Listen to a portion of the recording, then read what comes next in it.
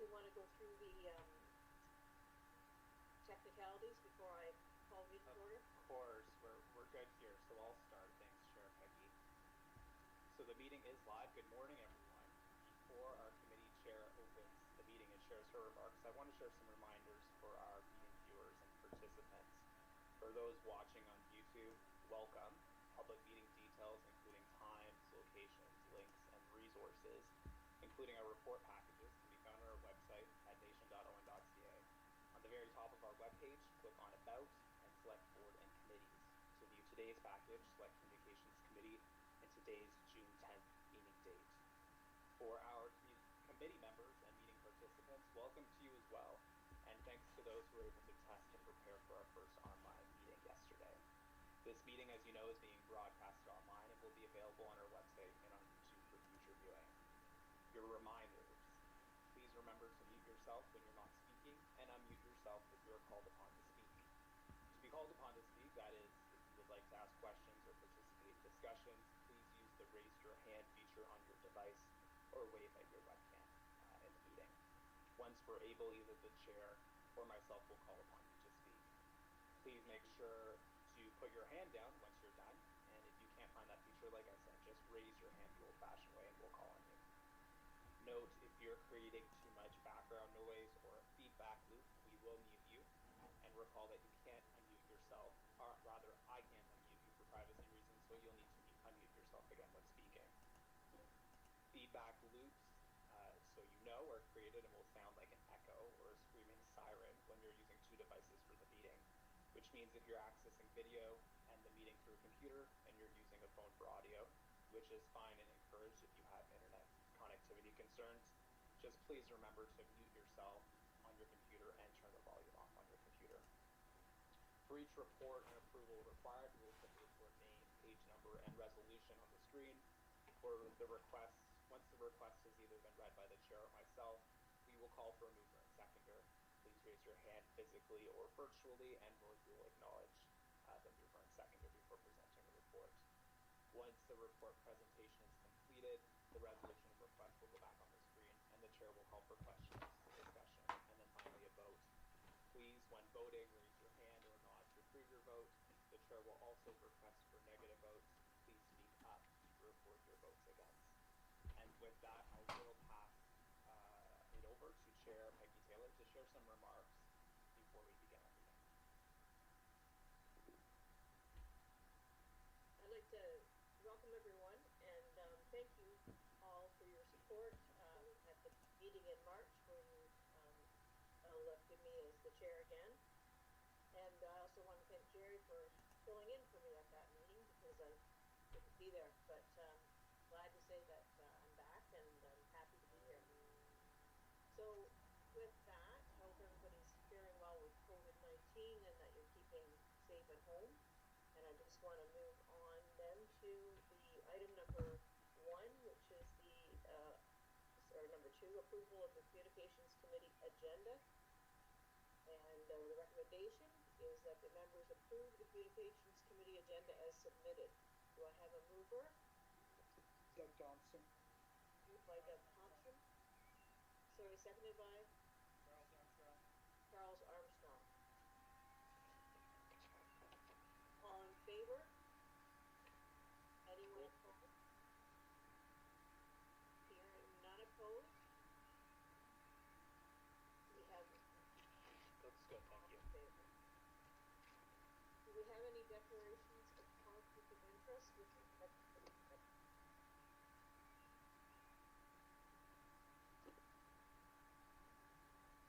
Not seeing any.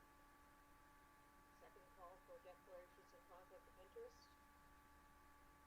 And I'll make a third call for declarations of conflict of interest just to be sure. I'm not seeing any lights on mine. Okay, I see none. So we will go to the communications project update, which is the PowerPoint presentation by staff. We should be able to see that on our screens. Thank you, and good morning again. I'll start by acknowledging our team members that support the communications and outreach work that we do here at the Authority.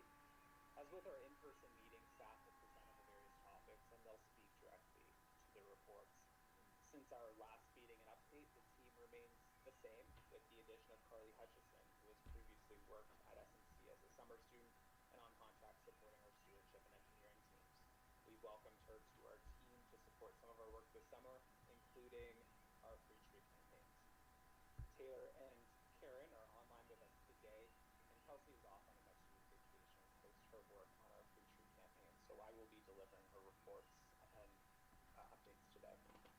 As you know, Cindy, Tim, and Mary are on part-time contracts with us to support our scheduled education outreach events, which have certainly been impacted this year. In our presentation today, we wanted to take a few moments to share some information on our business continuity and walk through some of our program updates, changes, and impacts to the management of our conservation areas. As committee members, you will have received regular updates from us through email, which we've also been sharing directly to our dedicated webpage at nation.on.ca/coronavirus. This webpage is referenced in all of our program updates and is updated weekly as updates to our operations and use of our conservation areas are made. These updates are also provided to our media contacts and all of our newsletter subscribers. Since COVID-19, our online newsletter subscriber list has increased from 300 regular subscribers to 3,000. The management of our natural spaces and conservation areas has been a topic of increasing interest this year. Though we closed our office to visitors and guests and worked with our municipal partners and local health agencies to support our operations and update them, focus on the delivery of essential services, and do our part to move many of those services online, the use of our conservation areas has received a high level of scrutiny. For those who have seen me present at our online board meetings, you will have observed our discussions on public health considerations, safety measures, and the debate around the use of our public spaces. The health, safety, and well-being of our people and the people that we interact with continues to be a top priority for us as we move through the COVID-19 pandemic. During the state of emergency, we've received several emergency orders that have directed and informed our management decisions on our parks and trails. All of our decision-making has been the product of sound risk assessment with an aim to do the very best we can to share our natural spaces with families, friends, neighbors, and visitors. We closed all of our outdoor structures and washrooms early on with our municipal partners, and we made the decision to maintain our conservation areas with recreational trails open through March, April, and May. Each of these properties had barriers, instructions, and signs on site as pictured in this slide. The signs welcome visitors, ask them to stay on trails, to keep their dogs on leash, to pick up after themselves, to maintain distances from other visitors, to only visit our sites with members of their households, and to follow appropriate health precautions. Bless you. We also decided to maintain temporary closures at our seasonal conservation area sites without trails. Areas that provide recreational access to our rivers, like Cass Ridge, High Falls, St. Albert, Jessups Falls, all had barricades and signs in place to prevent users from accessing those sites. Closures were also maintained at municipal partner sites for fishing and boating, like in Spencerville, Chrysler, Chesterville, and Upharn.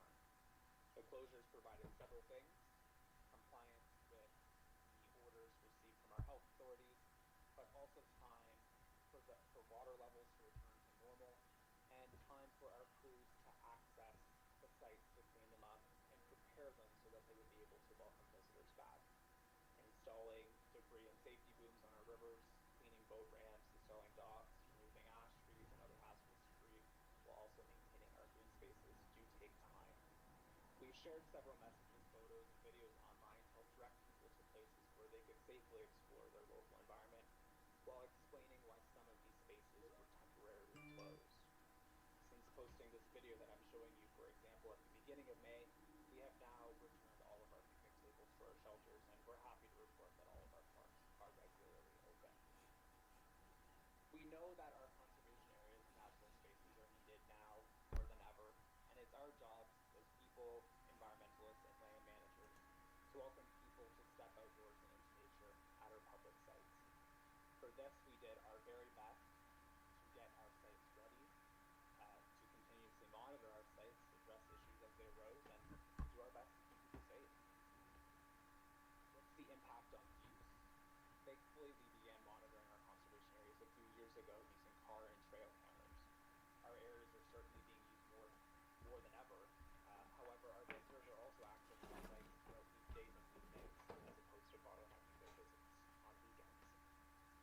We broke every preceding record for monthly use, though we did not reach the August high visitation levels at our parks and trails in March and April. Looking back, we're extremely happy that our conservation areas received such phenomenal and record use, and for the most part, we've seen our spaces used appropriately and safely in compliance with directives established by our health authorities.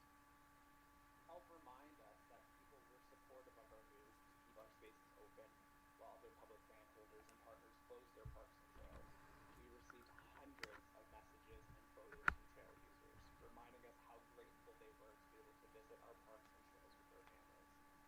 Our spaces continue to be a popular destination for people to get outside and explore their local.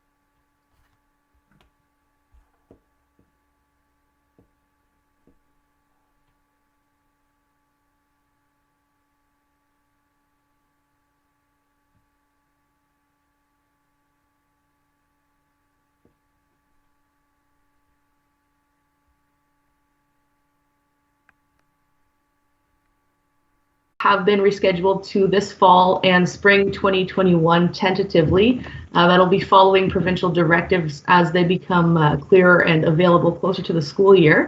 But we do look forward to getting the team back in action safely and talking about fish and water.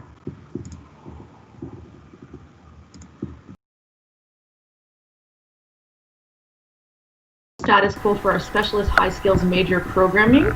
Our 4 spring programs have been rescheduled to the fall and spring 2021 as well, also following provincial directives as they become available, and just as with our Stream of Dreams programming.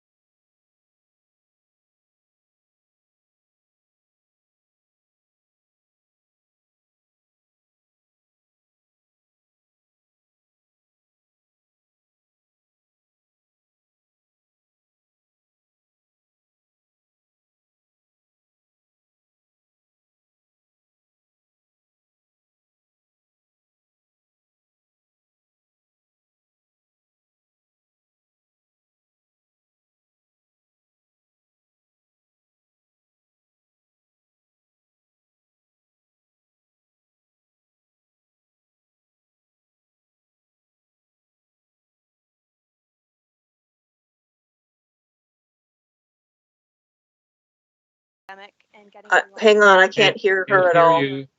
Can't hear you. Your microphone's a little low, Carly. You might want to try speaking up. Thanks. Can you hear me better now? No. Nope. No, can't. 1 second. We'll just give Carly a second to make sure that she's set up. Increase the volume of your microphone. I'm just going to run through my computer for the time being. That's all right? Yeah, go ahead, Carly. Okay, beautiful. So we actively worked really hard throughout the year, but especially right now through the pandemic. A lot of people are home and on social media, so we've used that time to gain more people following us, and which has really skyrocketed. As John mentioned earlier, we did use the website to update people with the pandemic. We had various programs and project updates that had happened, and we really wanted to keep everyone included in the business continuity plans, throughout the COVID-19. Various social media campaigns have taken place this year, which you may have noticed, including the Trail Tuesdays, Wildlife Wednesdays, and our Nature Video at Home series. We also had invasive species awareness and free tree campaigns. I would like to jump ahead to page 19, and you can notice there we have some updates from our Google Analytics. It's showing that most of the time our average duration is between a minute and 40 seconds to about 2.5 minutes, which throughout the month of May, we had a very increased amount of people applying to our session or going live on our sessions. A lot of new and returning users, but the most visited pages included our homepage, job opportunities and tenders, our tree planting services, and then fourth being the coronavirus. So now if we go back to page 18, we'll go along to our Facebook. And Carly, if I can just take a second to just clarify so everyone's following along well. On page 19, those are referring to our page and visits on our website. Yes. So you can see the monthly total number of visitors. And the really good examples in February, we had about 5,800 people visit our website, whereas in May we had 12,253 people visiting our website. So, that's a pretty big jump. For sure, we're seeing lots of visits to our coronavirus page, recreation pages, but certainly what really worked well this year was all of the advertising that we did for our tree planting program. We saw a lot of direct hits to our website to grab more info for that program, and that's where most of those visits came from. Thank you, John. Sorry, Carly, go ahead. No, thank you. So yes, you can see here we have throughout last June till now, and there's just been a steady increase, but it zooms right into the last 3 months, and just an incredible jump that we've had during this pandemic time starting in March. We had an increase of 20% more likes, and then since June we've increased 33% overall. Currently we have 3,883 likes as of June 9th. If you move along to the bottom of page 18, you can see just absolutely in the last 28 days, there's been 344 new followers, which is more than half of the 675 that have happened. And if you look here on the Eastern Ontario, when you compare our likes to other conservation areas within the area, and more specifically Eastern Ontario, we really overall have much higher social media presence and followers, which is incredible. So this is showing the amount of views that we have organically, and then as well as the paid views or paid increase.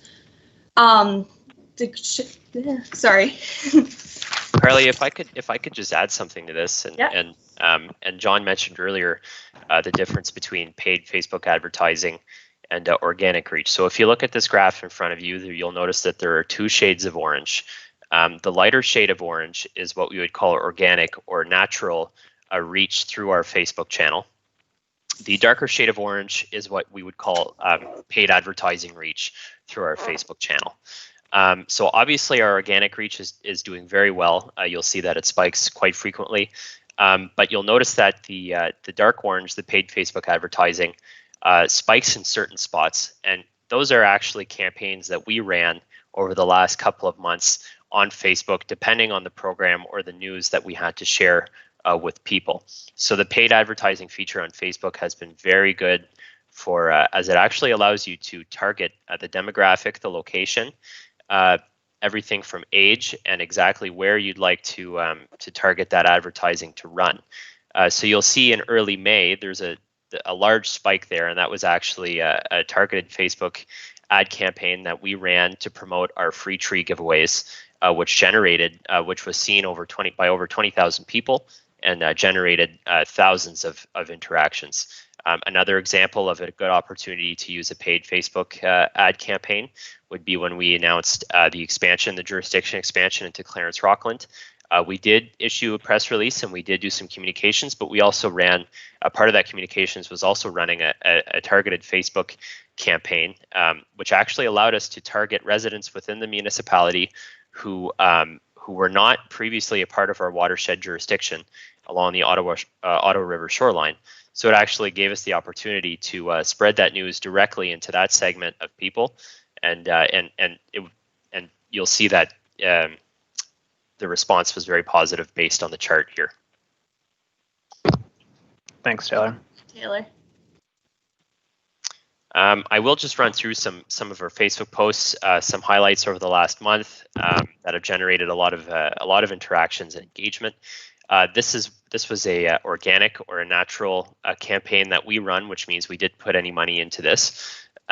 This was just announcing our partnership with the Raisin Region Conservation Authority of the free trees that we did give away recently to residents. And part of that news was also that together with the Raisin Region, we've planted, both conservation authorities have planted a combined 180,000 trees across Eastern Ontario this spring. COVID has been really such a negative, part of the news cycle that anytime we have any good news to share, especially when it comes to tree planting, people respond very positively. As you can see, approximately 6,000 people did view the post, and about 700 people did click on that post to learn more. Another, as John mentioned earlier at the beginning of the presentation, another hot topic that has come into focus has been the management of our conservation areas during the pandemic.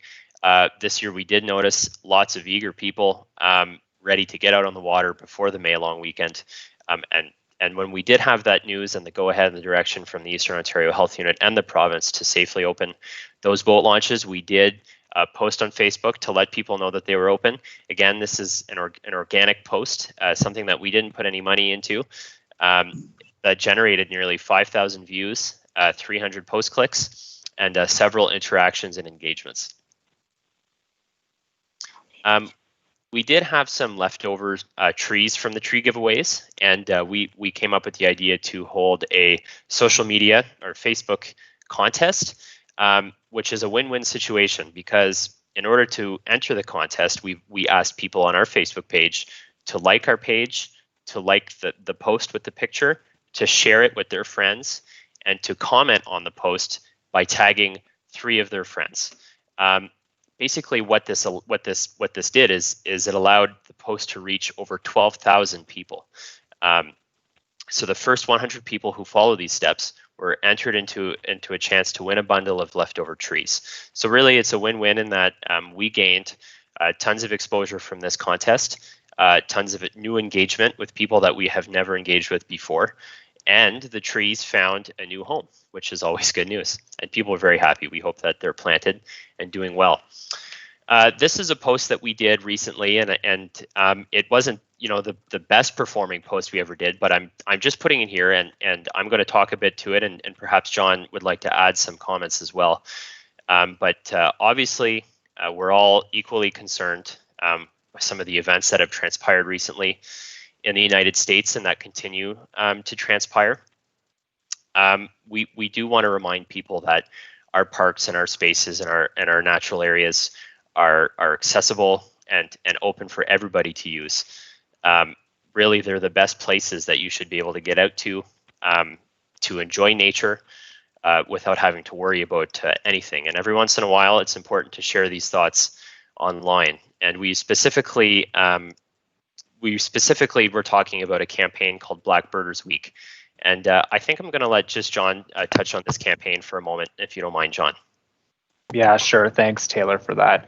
We do, as social media managers, we want to do our best to use our platforms to, share positive information. But from time to time, as people get concerned about issues around the world, there are certain moments where it is important to take a stop and take a step to remind people of the inclusive society that we live in. So Black Birders Week was founded in part due to a specific event that happened in New York, where a Canadian woman called the police on someone of color who was watching birds. And it obviously didn't work out very well for the person who was innocently trying to explore their backyard. And this movement here tries to bring some clarity and light to the perspective and to remind people that our spaces are inclusive. They're meant for everybody, and intolerance of those sorts of activities are not supported by our agency or by our spaces. So it is important every now and again for us to share these messages on social media and to do our part to use our platforms to remind people to take the time to get educated and to learn more. Thank you, John. This was a video that John played at the beginning of the staff presentation earlier. This was a video that we ran going into the May long weekend, notifying people that several boat launches and public boat launches and river access conservation areas were going to be opening. This is an example of a paid Facebook advertising campaign. We posted this video, and through the paid campaign, it reached nearly 11,000 people. And as you can see, over 8,000 of those people watched more than 3 seconds of the video, which means they actually started the video and kept watching it, which is very encouraging. And it also generated nearly 600 clicks onto our website, which means people actually watched the video and actually clicked on the link to learn more information. So hello. So we posted with Instagram. There's this picture here. This was our most viewed Instagram post in the last 7 days. You will notice I will refer to the last 7 days, as Instagram's insights only keep track for the previous 7 days. But in these last week, since January, Instagram has taken a 20% increase in their followers. So we have 880 followers as of last night. And so this is just showing us that in the last 7 days, we have gained 9 followers from a total of 11. And that with these 9 followers, that's actually a 1% increase. So we had 89 views in the last week, and that 1% actually, or in this last week alone, we've gone up 1%, which is incredible. If I could just add that the takeaway here is really that more people than ever before are engaging with our social media. The numbers are going up, and we have more engagement than we've seen before, which is great. Just a little brief recap on Twitter, not to get too into it, but we received over 60,000 Twitter impressions since March, and we average about 650 impressions per day, and so that's excellent as well. Just a 20-day snapshot of some Twitter analytics for you. Again, we received over 26,000 impressions over the last 28 days, and our follower list on Twitter is going up as well. We currently sit at just over 1,200 Twitter followers. And this was one of our better performing Twitter posts. This goes back to the Black Birders Week post that we did. Just an example of what a Twitter post can generate. So this post on Twitter did generate over 1,600 impressions and 11 total engagements. So again, the takeaway here is that people are interacting with our content on social media.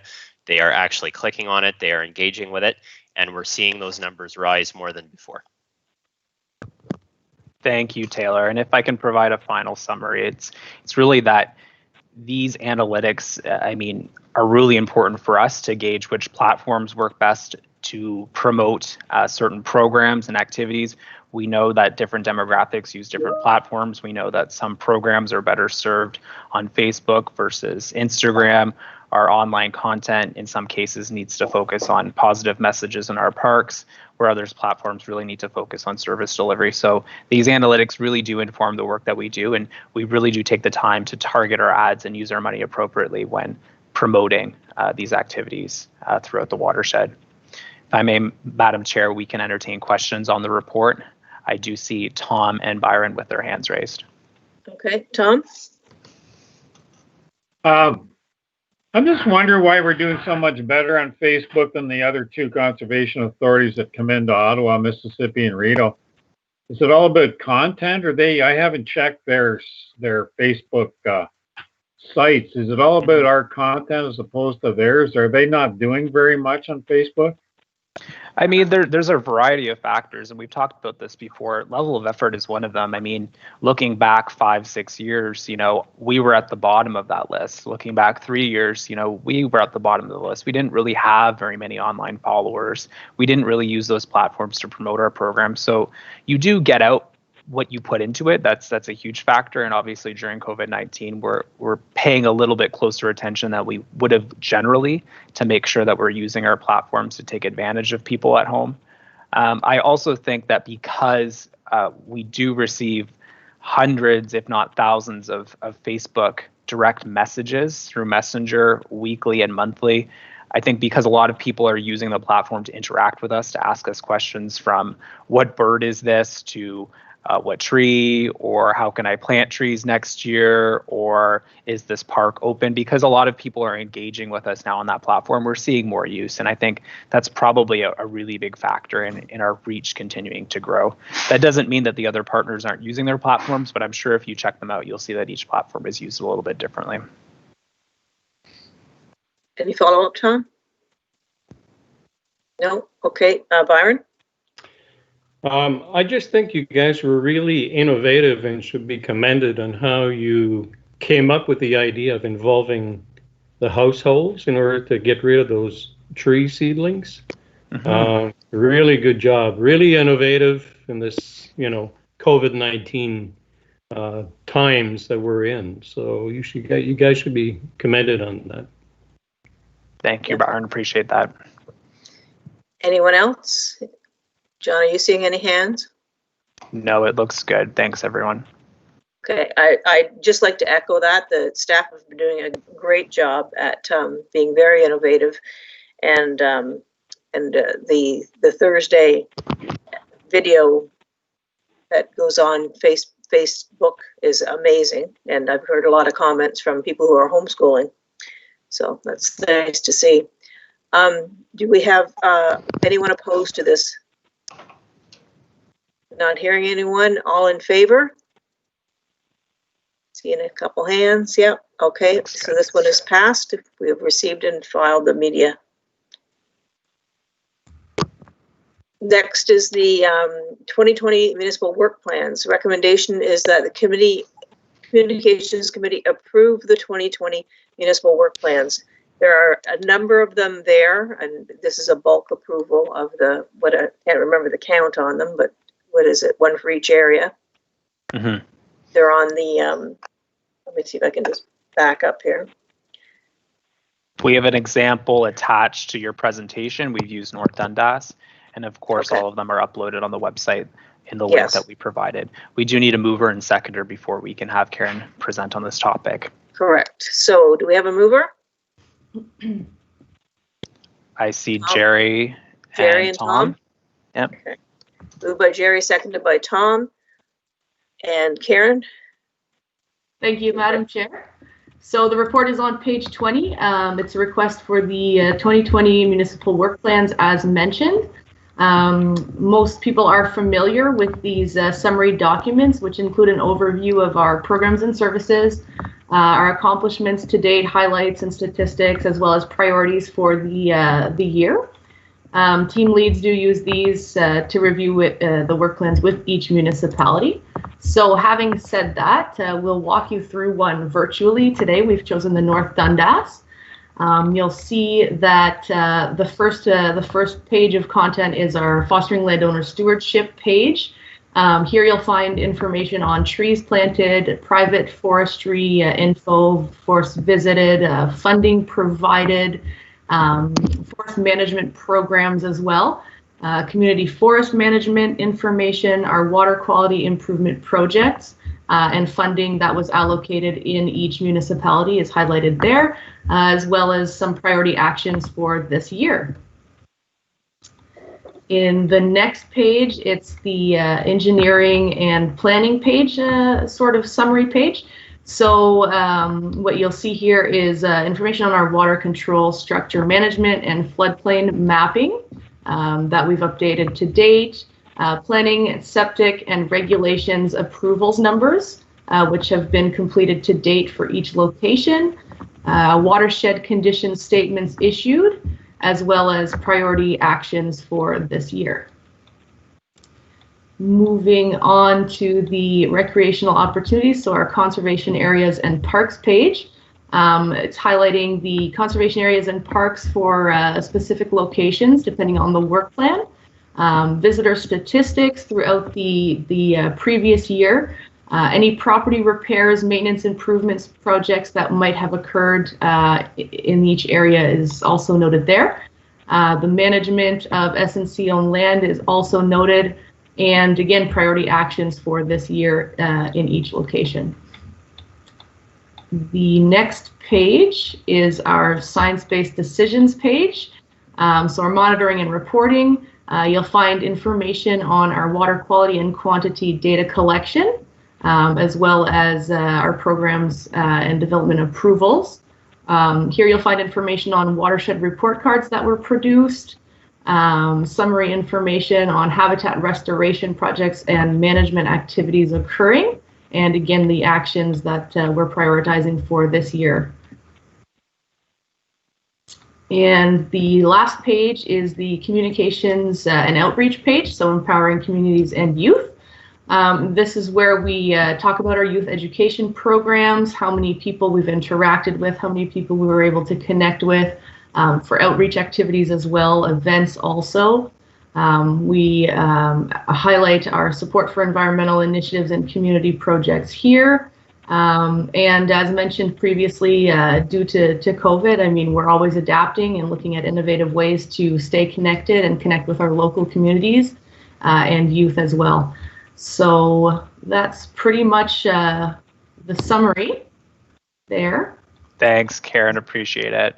Yeah. Obviously, as committee members, you'll be well versed in receiving and reading these documents. You've seen them before. We created them back, I think, in 2017 or 2018 for the first time, and they work to highlight all of our activities that are planned in specific municipalities. We want to make sure that our municipal councils and staff know where we're directing work in their respective municipalities, so that we can help in our strategic planning with the municipality, make sure that we can get their support with the work that we're doing. And of course, it supports our budget document and the other work plans that we have in place. In past, we would have, circulated these sooner and provided them to our board, but because of COVID-19, we wanted to take a step to make sure that we had time to take a look at our year reporting and make sure that we had time to do all of the programs and projects and make sure that the ones that were proceeding could proceed safely with COVID-19 precautions in place. So we feel pretty good about the activities and actions identified in these work plans, and they are all posted on our website. And just Madam to Chair, add, it's Bill. Oh, go ahead, Bill. I just want to say that I think they're extremely important and they're extremely well done, and they are well received with the people I've spoken with in municipalities. So really important. I'm glad they were started a couple of years ago, and I'm glad they're continuing, and they just give us a thumbnail sketch that is easy to review and is easy to remember. Thank you. Anyone else have any comments? I see Byron with his hand up. Byron? Go ahead. Sorry, guys, just forgot to lower it. Okay, I see Doug next. Doug? Doug, I think you're muted. Yep, There no, you I'm go. not. Thank you. You like to be able to mute me, don't you? I have, thank you, Madam Chair. a question for John. When you talk about municipal work plans, I guess it was maybe 8 years ago, the South Nation purchased a property in Osgood Ward, adjacent to the Grays Creek Estates.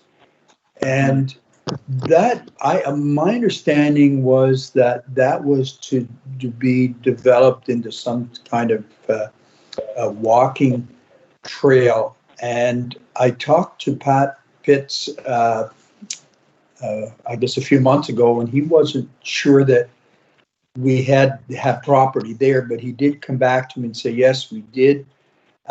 Could you look into or speak with Pat to see if there are any plans to do any making of trails or using that property? Certainly, yeah, we can look into it and follow up. As you know, a lot of our properties that aren't maintained as conservation areas still have trail systems in them, and we do provide access to local residents and neighbors to use those sites. So even if we're not able to make a conservation area, sometimes it is nice to have a little recreational trail going through a public piece of property. There are a few SNC-owned properties in that area. I'm not sure if it is the Marcella Drive property. Yes, it is.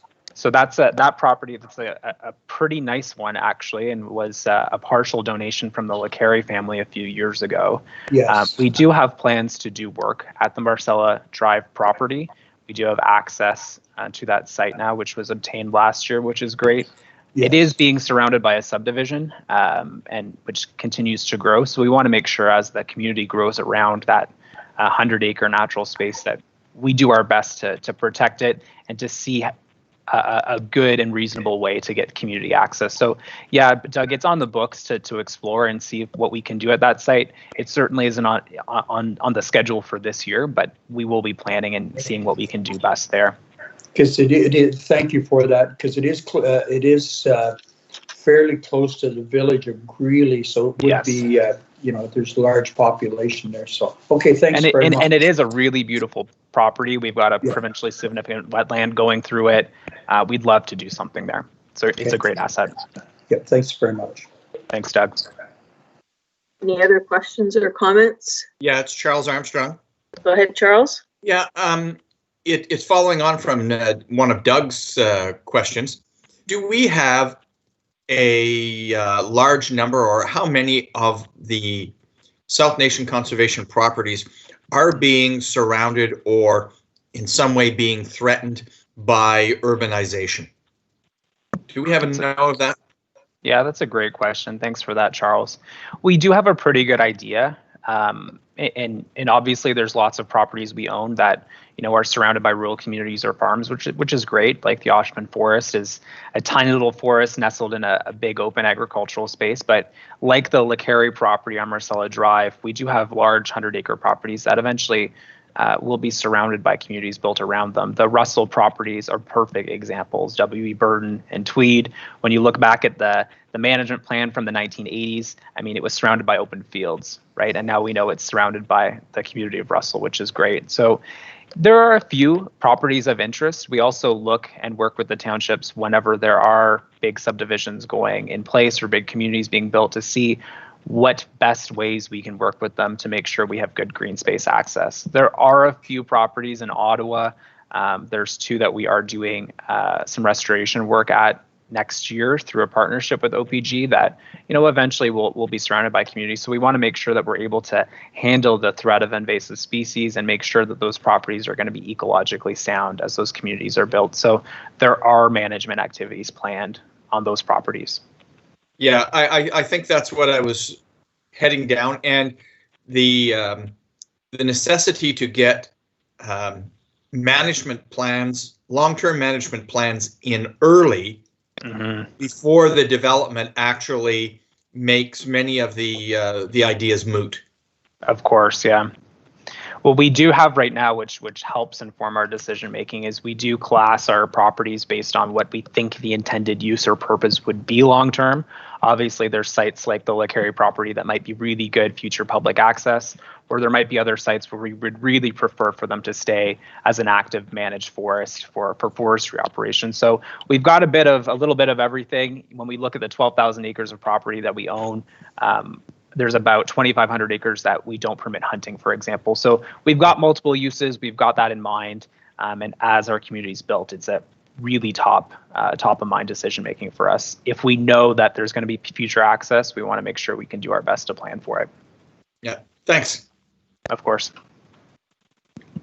Okay, John, are you seeing any other hands? I don't actually. Last call, everyone. Okay. I'm not seeing any microphones flip on and off. Looks good. So we have a mover and we have a seconder. All in favor? Seeing some waves. Opposed? Any vocal opposes?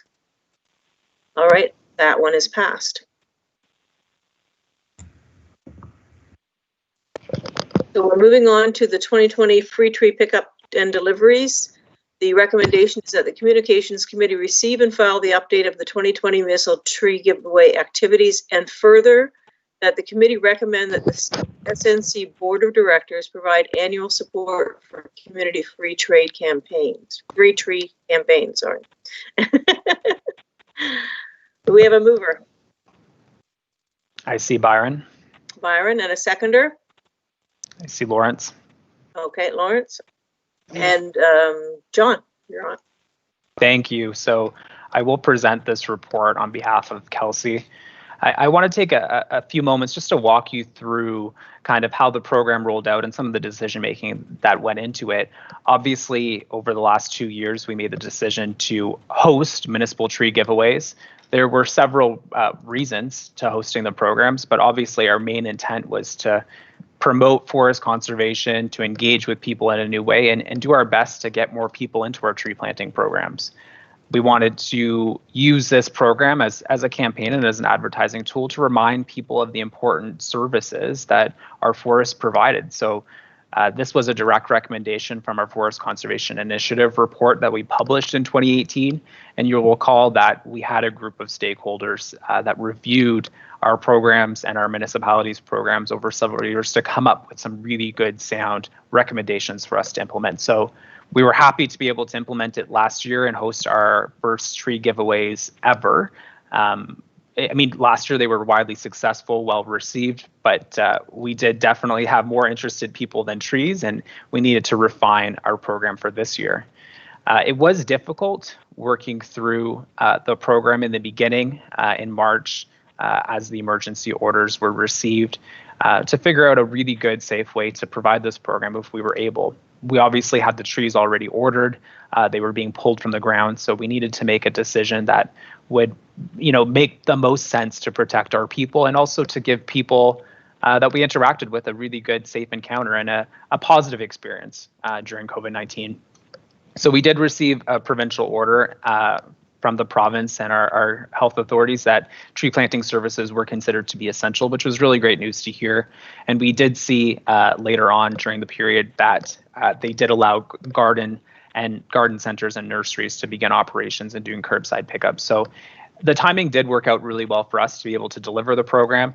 And Kelsey, Carly, and myself worked with our municipalities to come up with really good, safe plans to be able to provide these services.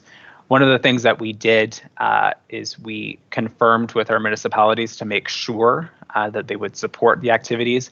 About half of the municipalities we proceeded with were able to support and deliver the trees for us, which was really, really great to see, and we're very thankful for the support provided. Others that weren't able to provide that service, we hosted curbside pickups on their behalf. So similar to if you were picking up, I don't want to use the example of alcohol or whatever, but I'm sure if you picked up groceries and you use curbside pickup, you would go to a location, you would receive your time, you'd pick up your package safely. And that was the intent behind our programming. So we dedicated about 150 households, so about 10 trees per household, each per municipality that we partnered with.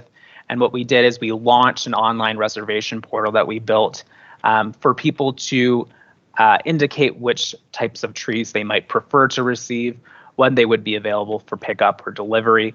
And then we worked through those requests to reserve trees on a first come, first served basis. The program was widely successful, as most of you know. We received thousands and thousands of emails, phone calls, direct messages, and portal submissions, which was really great to see. And Kelsey and Carly and myself worked really hard over the last month to respond to everybody, to get back to everybody, and to reserve the trees as we could. So we did receive over 3,000 requests for trees. Just over half of the people that reserved or requested trees were able to receive them, which was really good. What we did is, once we were able to reserve the trees and set up a time, we would communicate that information directly to the people that subscribed to our online reservation portal. So they received an email or a phone call from us indicating either when their tree was to be delivered or where they could come by to pick up those trees. Our curbside pickups went really smoothly. We scheduled less than 5 people for every 15 minutes. We asked people to maintain and stay in their vehicles, and the contactless delivery went really, really well and smoothly. And in total, we did provide over 17,500 free tree seedlings. It did take us an entire month to allocate. It is time consuming as we schedule these pickups every day to make sure that we don't have any bottleneck visits, we don't have any lines, and then everyone was able to pick up their trees in a really safe place. We do have to keep the seedlings in cold storage, so there was some logistics around pulling them out of storage in time to get them to people. But Kelsey and Carly did a really great job coordinating that. To give you some, insight over, compared to last year, we provided almost twice as many trees as last year, and we serviced probably 5 times as many people. So we interacted with way more people than we did previously. We provided way more trees previously. It was a lot of extra work, but we were really, really happy to see the positive response that resulted from it.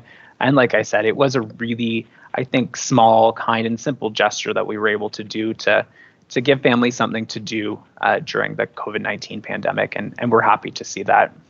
I will note that there were a few municipalities that we weren't able to put together plans with, specifically in the city of Ottawa, and we've worked with each of the respective ward councillors' offices to plan and set up for separate fall giveaways this fall. And with that, I'll turn it over to you, Madam Chair, for any questions that our members might have on the program delivery. Okay, does anyone have a hand up?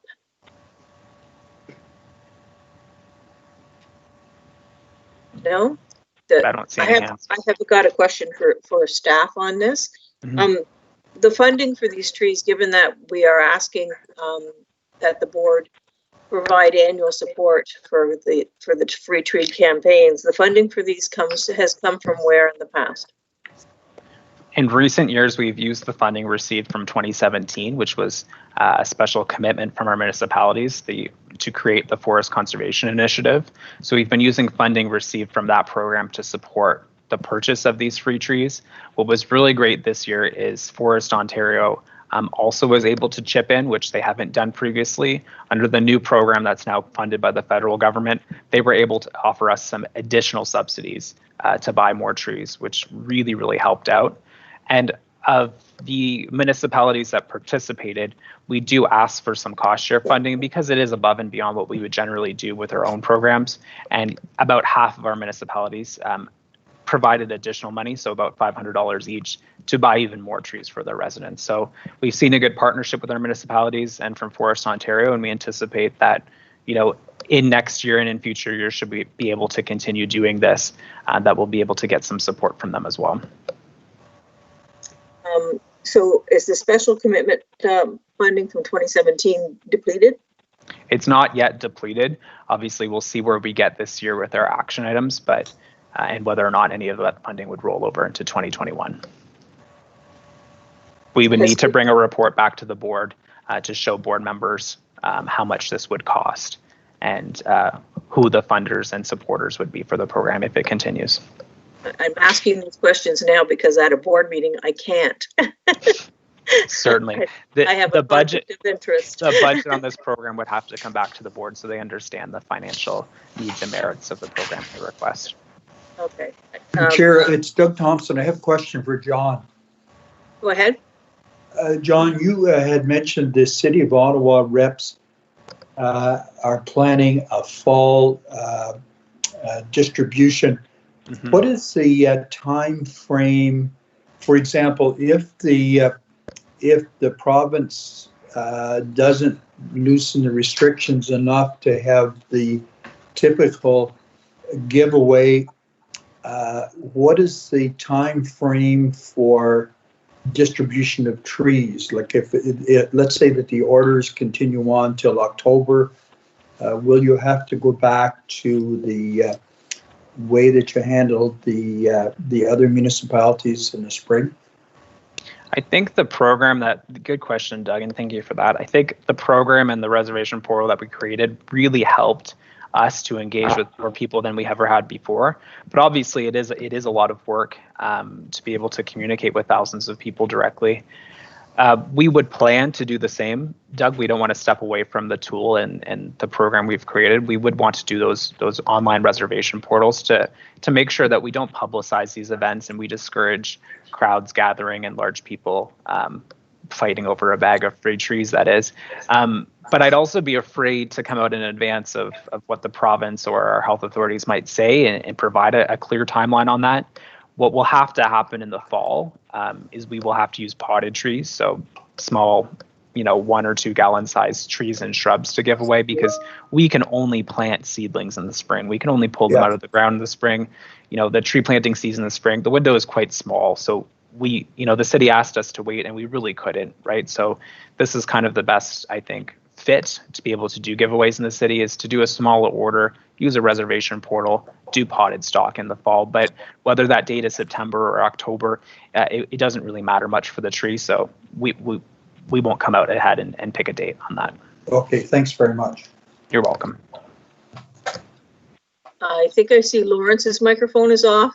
Does he have something, a question, comment? No, I've. No. Okay. The only other comment that I'd like to make before voting on this is my concern about adding that second part to the recommendation that the board provide annual support for these tree campaigns, because once that's in there, to me that's in there, and each year it will be automatically put in, and I as the chair and also as the board member, it becomes something that's part of the budget until another recommendation comes to take it out. So just throwing that out for food for thought. Certainly, and if I can respond to that, Chair Taylor, I mean, obviously the budget discussion and debate is independent of any program approvals or decision making or suggestions by committee. So that budget still needs to be debated and discussed and reviewed separately and independently. But in the past, committees have done their part to suggest programming decisions or make recommendations to the board. At this point, should the committee not feel supportive of the recommendation, we can remove it. Or if they do, or if we do suggest to recommend that this program continue, the discussion can still happen at the board around whoever's got their phone ringing. You might want, I think that's, I won't call you. That was my extension phone down here in the basement. I caught myself. I wasn't going to call you out. Sorry. You might want to mute yourself there, Lawrence, and then just turn it back on when you want to make a comment. Turn your microphone back on when you want to make a comment. So perhaps, are Madam we? Chair, if you'd be interested in entertaining some discussion on that before we vote, just to be sure. Just to be sure. Okay. Anyone else have any? I mean, I like the program. I think it should continue, but I hate tying somebody, or the sense that that it becomes a tied in terms of asking for annual support for the free tree campaigns. It's great when every year the feds and the province kick in, but this will become a part of your municipal budgets if it goes through as it is. Basically just throwing that out there for folks to consider. It's Charles. Go ahead, Charles. My only comment would be then to add a slight amendment to the resolution, in that we simply say, as long as municipalities, provincial government or federal government provides funding. Okay. Who's the mover and seconder on this? Sorry, John, do you? I didn't record it. Diane, can you let us know who moved and seconded? It's moved by Byron and seconded by Lawrence. Thank you. Byron, are you okay with that amendment? Yep, no problem. Lawrence, are you okay with that amendment? Yes. Yes. Okay, so can we vote on this as amended? There's some other discussion. Okay. Further discussion? Yes, Cindy's got Whose her hand is up? Sorry. Cindy. Cindy, go ahead. Yeah, my only concern about that is, you know, I mean, the worst case scenario is the municipalities can say no, but I think we need to seek out the support every year because I think that program is that important, and yes, we want to continue it. So, you know, I would just say approach them every year and see who supports and who doesn't, you know? Yes, I mean, what if the amendment were something like further that the committee recommend that the board of directors continue to seek annual support? Or yeah, I'd prefer that. Community free tree campaigns. Does that work for Byron and Lawrence? Byron? Sounds good to me. So both the mover and seconder. Diane, have you got that? Yes, I have that. Thank you. Okay, all in favor? Madam Chair, if I may, sorry Certainly. To interrupt, just to be clear on budget commitments and concerns, that the approximate cost to purchase these trees and get the support from our funders just on the purchase of trees, it's under $10,000. It probably costs us between $7,000 and $8,000, and it could be lower based on how much money we receive from our partners to support it. So it is a cost for sure. But it's not keep in mind it's definitely under $10,000. Okay. Thank you. Sorry about that. No problem. So we are account for anyone opposed to the amended motion. See any hands? I don't see any hands. All in favor? I see hands. All right. So the amended motion is passed. Thank you.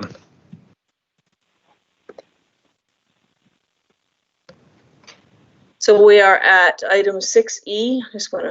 I have my coming up on my side screen here too. We have the recommendation is that the Communications Committee approve amendments to the Community Environmental Grants Program to allow applications for certain community environmental projects, and further that the Communication Committee directs staff to engage with community groups and past project partners to support new funding applications. John? Thank you. My report. Sorry, Don, I forgot to get a mover and a seconder first. Oh, thank you. Sorry. Do I have a mover? I see Charles. Charles. Do I have a seconder? Doug Thompson. Doug Thompson. Okay. Go ahead. Thank you. My report is found on pages 23 through to 28 of your report package. The length is due to the actual amendment that is attached, the proposed amendment that's attached to the report. As you guys know, as committee members, one of our main jobs and purposes is to promote our Community Environmental Grants Program. The program aims to provide some cost share funding to community groups, municipalities, non-for-profits in our area that are doing good environmental things and initiatives in our watershed. So our committee has previously supported activities like river races, cleanup activities, events in our parks, any sort of event that gets people outdoors and connects them to the river or to nature. You know, we've reviewed those applications and provided small $300 cost share funding programs to applicants. So one of our main jobs every meeting is to review the applications we've received and to do our best to get money to these community groups who are doing good things for the environment. Every year we allocate about $10,000 to this program, and throughout the year we allocate our funding based on the season and the activity that's taking place. Generally in the early year, we provide support for ice fishing tournaments, and in the summer, regular fishing tournaments. But due to COVID-19, as most of you know, all activities and events have been canceled, and We've been hearing from lots of our members and partners about some of the hardships that our groups have faced in hosting these events, and some sad and concerned from people who miss some of these activities. So we certainly don't have any applications this month because there aren't a lot of activities taking place. And as staff, we came together to try and brainstorm ways to better engage with our community groups that have done really good work over the last 70 odd years that we've been in existence, and to see what we can do to better support our communities through COVID-19.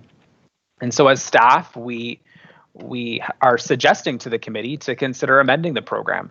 And we hope that a program amendment to include activities like community tree planting or community gardens would help provide our community associations, groups, towns, and villages some extra safe and appropriate activities to do throughout the summer and fall. You'll recall in 2018, we partnered with a couple townships and community groups to plant additional trees in our communities. So here, pictured here on the slide, is a bur oak tree planting that we did in Russell. To give you an understanding or an idea of what we're proposing, a caliber-sized tree like this can be planted at pretty much any time of the year, which is really great and helps with our programming as long as it's able to be watered weekly. But a tree this size, to get a good head start in a community tree like this, it could cost anywhere from $200 to $500, to $1,000 to install. So, sometimes it is cost prohibitive for places like a library or a park or a community garden to plant large trees. And so we think that it would be a really good and safe amendment to provide people a means to apply to our program, to use our funding to help put and place additional trees in their communities. So should this amendment be passed, and we hope it's debated by the committee, basically what we're hoping to do is allow for, an applicant to request for a native large caliper-sized tree or several smaller potted stock trees or shrubs to be planted in a community space. So we're looking for applicants to identify a public or commonly used space, to identify ownership, to identify permission, and to provide assurances that they're able to care and water for the tree if we're able to come and plant one.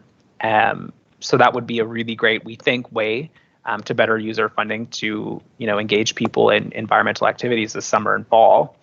But also we've heard from a lot of people requests for support for community gardens.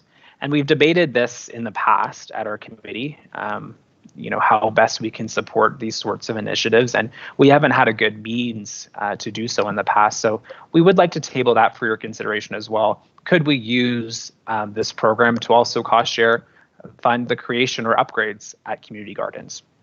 This one would be a little bit differently.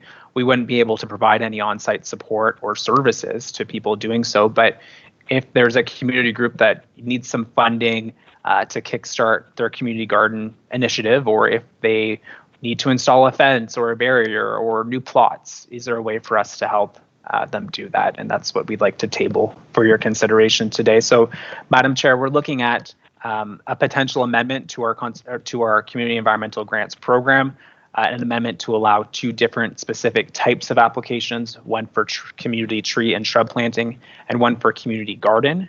We would be able to provide staff support for the tree planting. We would not be able to provide staff support for the community garden. And what we've done is we've amended that tentative draft guideline to this report on pages 25 and 26. It identifies the aim of those eligible grant categories and what would be required for an applicant or a community group to be able to get that $300 to help this initiative. And then we've also attached on page 27 and 29, or 28 rather, the guidelines and declaration that the applicants must sign to ensure that the activity is approved by their health authority and by us, and that it can proceed safely. So if it's all right with you, I'd love for us to be able to entertain some debate and discussion on this. Yes, I think it's a good thing to debate and discuss. Just a reminder that it wasn't that long ago that we did receive a request for funding, which we declined, for a Communities in Bloom type project. And I think that's what has brought this about, or has been part of it. Is that correct, John? Mm-hmm. And we've received requests in the past too, right? So it definitely receives some merit for discussion at this level. Do we have any hands? Madam Chair, it's Murray Lawrence? Hinch. Oh, Murray, sorry. Go ahead, Murray. I think this is a good proposal. Overall, I have some questions about the community garden aspect, because right now, if you go to any of the garden centers, they're totally sold out of seed, plants, and this sort of thing. So it may be a bit late for this year to do that. I was going to suggest as a sort of alternative, and we could set aside, say, 200 per person to maybe 3 people, to have this year's high school graduates who are going on into environmental or other related sciences, if they could prepare a video for us that we could put out as part of our series of videos we're working on now, that this would engage our younger people who may have time on their hands this summer with not too much work. If they could do a video on some conservation theme for us, that this is something we would benefit, and we would draw a lot of public awareness, and we would engage some of our young people. So I would just put that forward. Maybe John would have some ideas and why it would work or wouldn't, but I think it would be an alternative to the community garden situation where there are problems this year, simply because everybody's interested in gardening and there's no supplies left. So what I'm hearing is Murray, it's a something that will generate youth involvement is what That's you're right. looking for funding for? Yes. John? Thank you. I think that's a really great idea, Murray. And I think we've talked about it in the past as well. And we've had some board members that have been able to, apply discretionary funding for activities like that have been well received. So, I mean, in short, yeah, it's a really great idea. And if we can make it work, let's do. I think the thought that you have where, we might encourage people to submit a video and we might be able to offer a small, scholarship or bursary towards their academic pursuit. I mean, that might be great. It would be probably, maybe wise for us to identify, our goal in terms of how much money we would be able to provide, or, is it $500, 5 small grants of $100, or whatever it might be, just so long as we're able to, pick something and make it work and make it reasonable and financially sound. Would that not be kind of a little bit separate though from what, I mean, when we look at these grants, they're for activities that are social in nature and generate mass involvement or mass appreciation. I like the idea of some sort of a bursary for this that's Murray's put forward, but I wonder if that's kind of a little bit separate. If that we can maybe work on that as a separate project from this. Absolutely. That's a perfect thought. And what we could do as staff is we could give it some thought and come back to the July meeting with a proposal, which would still give us enough time to advertise for any initiative we might do. And then, of course, if we're able to proceed with something like that, provide some funding in the fall to some students. Particularly if it can become an ongoing thing, just as these grants are. So even though we have the community garden concept may not be as accessible for people right now, next year it probably will be if it goes through. And if I can add, Madam Chair, just on the bursary topic, you might have seen on our social media website before, we've advertised for high school bursaries in the past for students pursuing academic pursuits and the environment. And we've had funding provided from Ontario Nature and some of our other partners for small, $200, $500 bursaries to help students out who are going to university. And so those programs exist. And so we'd be happy to to reach back out, see if they're still in play, and see, if there's a way for us to better engage with them to do something.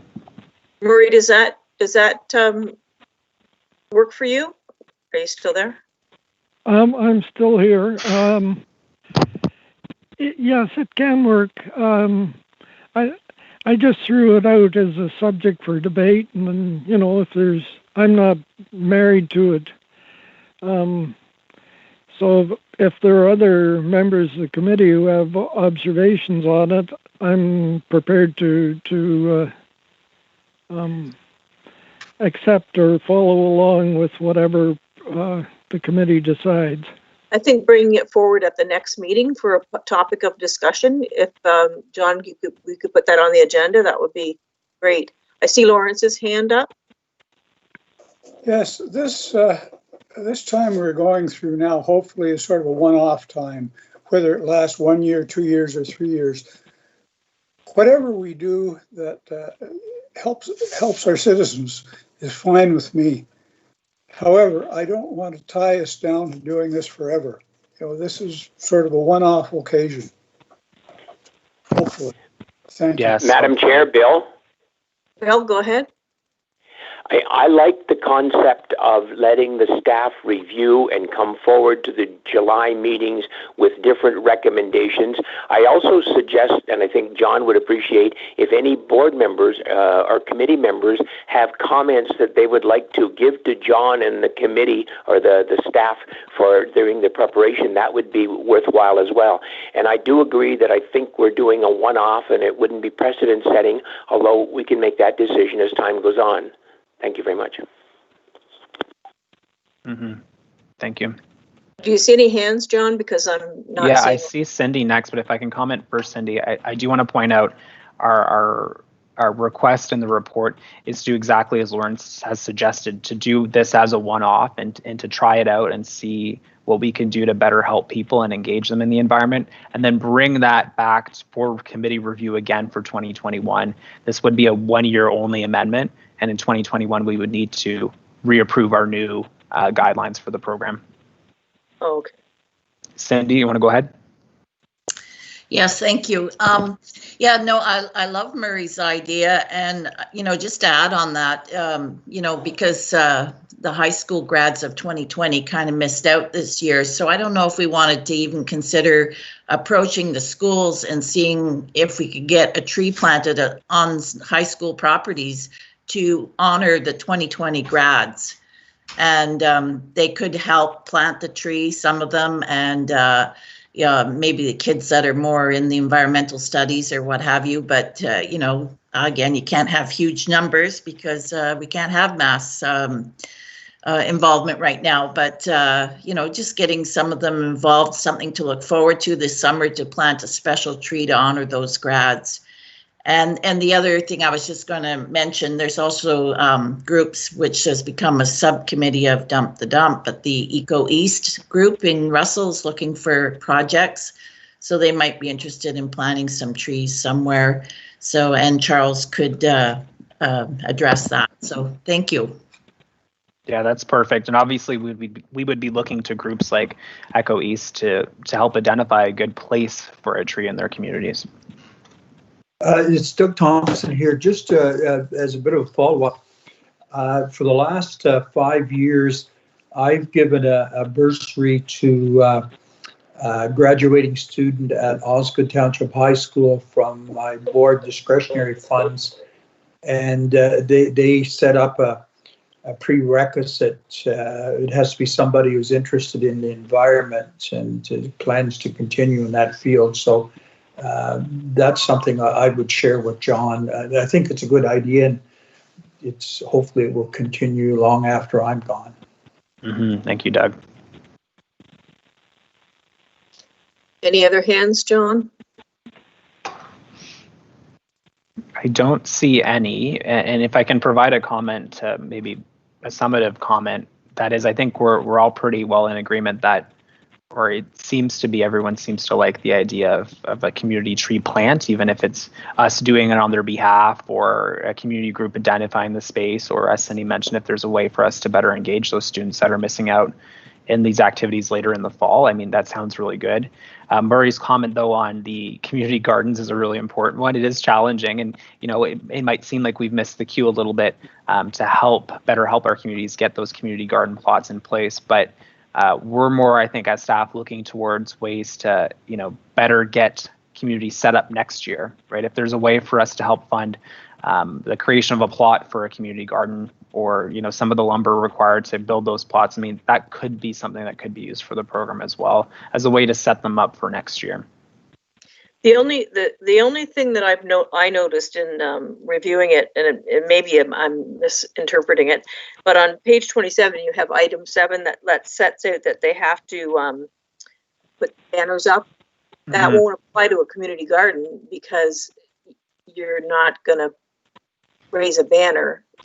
No, we wouldn't be. That's perfect. So you might want to make something, whether it's a small SNC card, metal card or something to show that there was a. So that's the only thing that stuck in when I reviewed it. Yeah.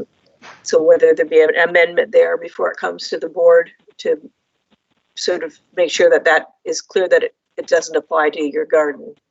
Yeah, and that section 7 directly applies to activities that are taking place. Yes. Obviously, we wouldn't consider the construction of a community garden an activity, so number 7 wouldn't apply. But you're right on. We would definitely want to create a small, memorable place to recognize our contributions, and I think a small metal sign on the fence or on a garden plot or on a bench will go a long way, and we're happy to do that. Anyone else have any further comments before we call a vote on this? And we do have a mover and seconder. So I'm going to say all in favor. Seeing hands. Opposed, any? Waiting for a vocal opposed. Not hearing any. This carries. And thank you. Request for approval of the golf tournament cancellations. Recommendation that the Communications Committee approve the cancellation of this year's annual Friends of South Nation Conservation fundraising golf tournament due to the COVID-19 pandemic, and further that the committee directs staff to identify new opportunities for safe fundraising events in the fall. Do I have a mover? I see Charles. Charles, seconded by Tom. Seconded by Tom. Moved by Charles, seconded by Tom. And Taylor, you're up. Thank you, Madam Chair. This is not quite the update on the golf tournament that I was hoping to bring to the committee in the May or June meeting. We did bring to committee at the last meeting in March. The committee identified that we would host a tournament in the city of Ottawa, along with some other prerequisites. Unfortunately, the request this year is to cancel the tournament. So for the first time, this might be the first time that some of you are hearing some of these details, but the golf tournament was supposed to be on August 28th at the Metcalfe Golf Club within the city of Ottawa. But as you all know, COVID-19 and the pandemic and a lot of the physical distancing measures have changed the way in which summer fundraising events, including golf tournaments, can really take place. At the time that I wrote this report, the provincial directive of no gatherings of more than 5 people remained in effect. It has now since increased, or will increase on Friday, to 10. So golf courses are open. They were directed by the province to reopen on May 16th, but with several COVID-19 precautions in place. I don't know if any of you have gotten a chance to go golfing yet this year, but I've been doing lots of golfing myself. Clubhouses are closed. Food can only be available for takeout. You can't share motorized carts with anyone from different households. And of course, physical distancing measures must be followed on the course. So pretty much everything that makes a charity golf tournament special is not able to happen.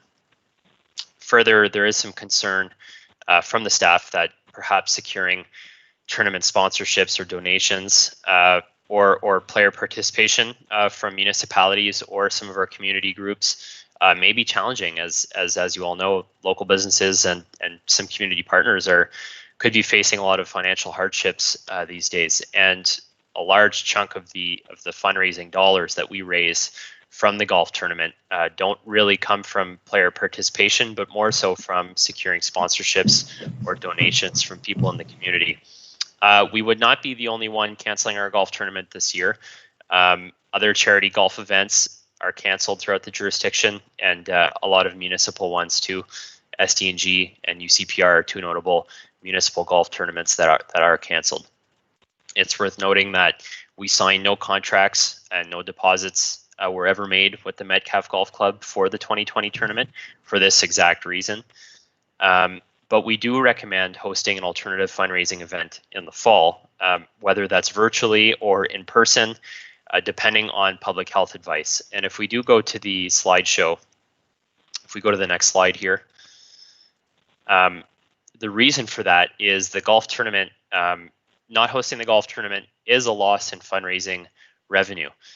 Previous projects that the golf tournament have helped to fund include the maple syrup education program, the redevelopment and the development at the Oshman Forest Conservation Area, our Forest Stewards program, and new accessibility features at parks, including docks and bridges. So a golf tournament goes a long way in building a dock or helping with educational programming.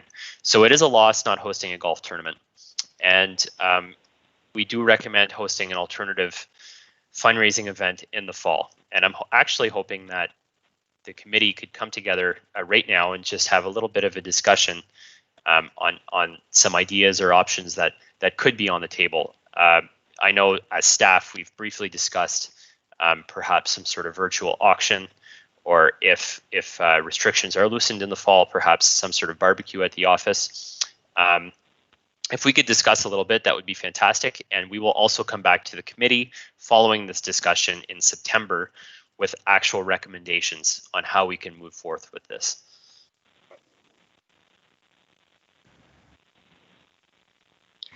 Just before we get into comments around the table here, this is actually something you have to put your mind to, and it's kind of hard to come up with ideas right on the spot. What I'd like to do is make sure that we add to each meeting roundtable discussion of future fundraising events so that we can always keep it on the forefront. That said, does anyone have their hand up? And what I'd like to do is just go right through the group. So if you've got nothing at this time, that's fine, but we'll start with Doug. I just saw his fingers there. Yes, thanks very much, and thanks for the report. It has been difficult year, and I know I'm on the Greeley Lions Club golf tournament fundraising committee, and we had to cancel hours at the Metcalfe golf course as well.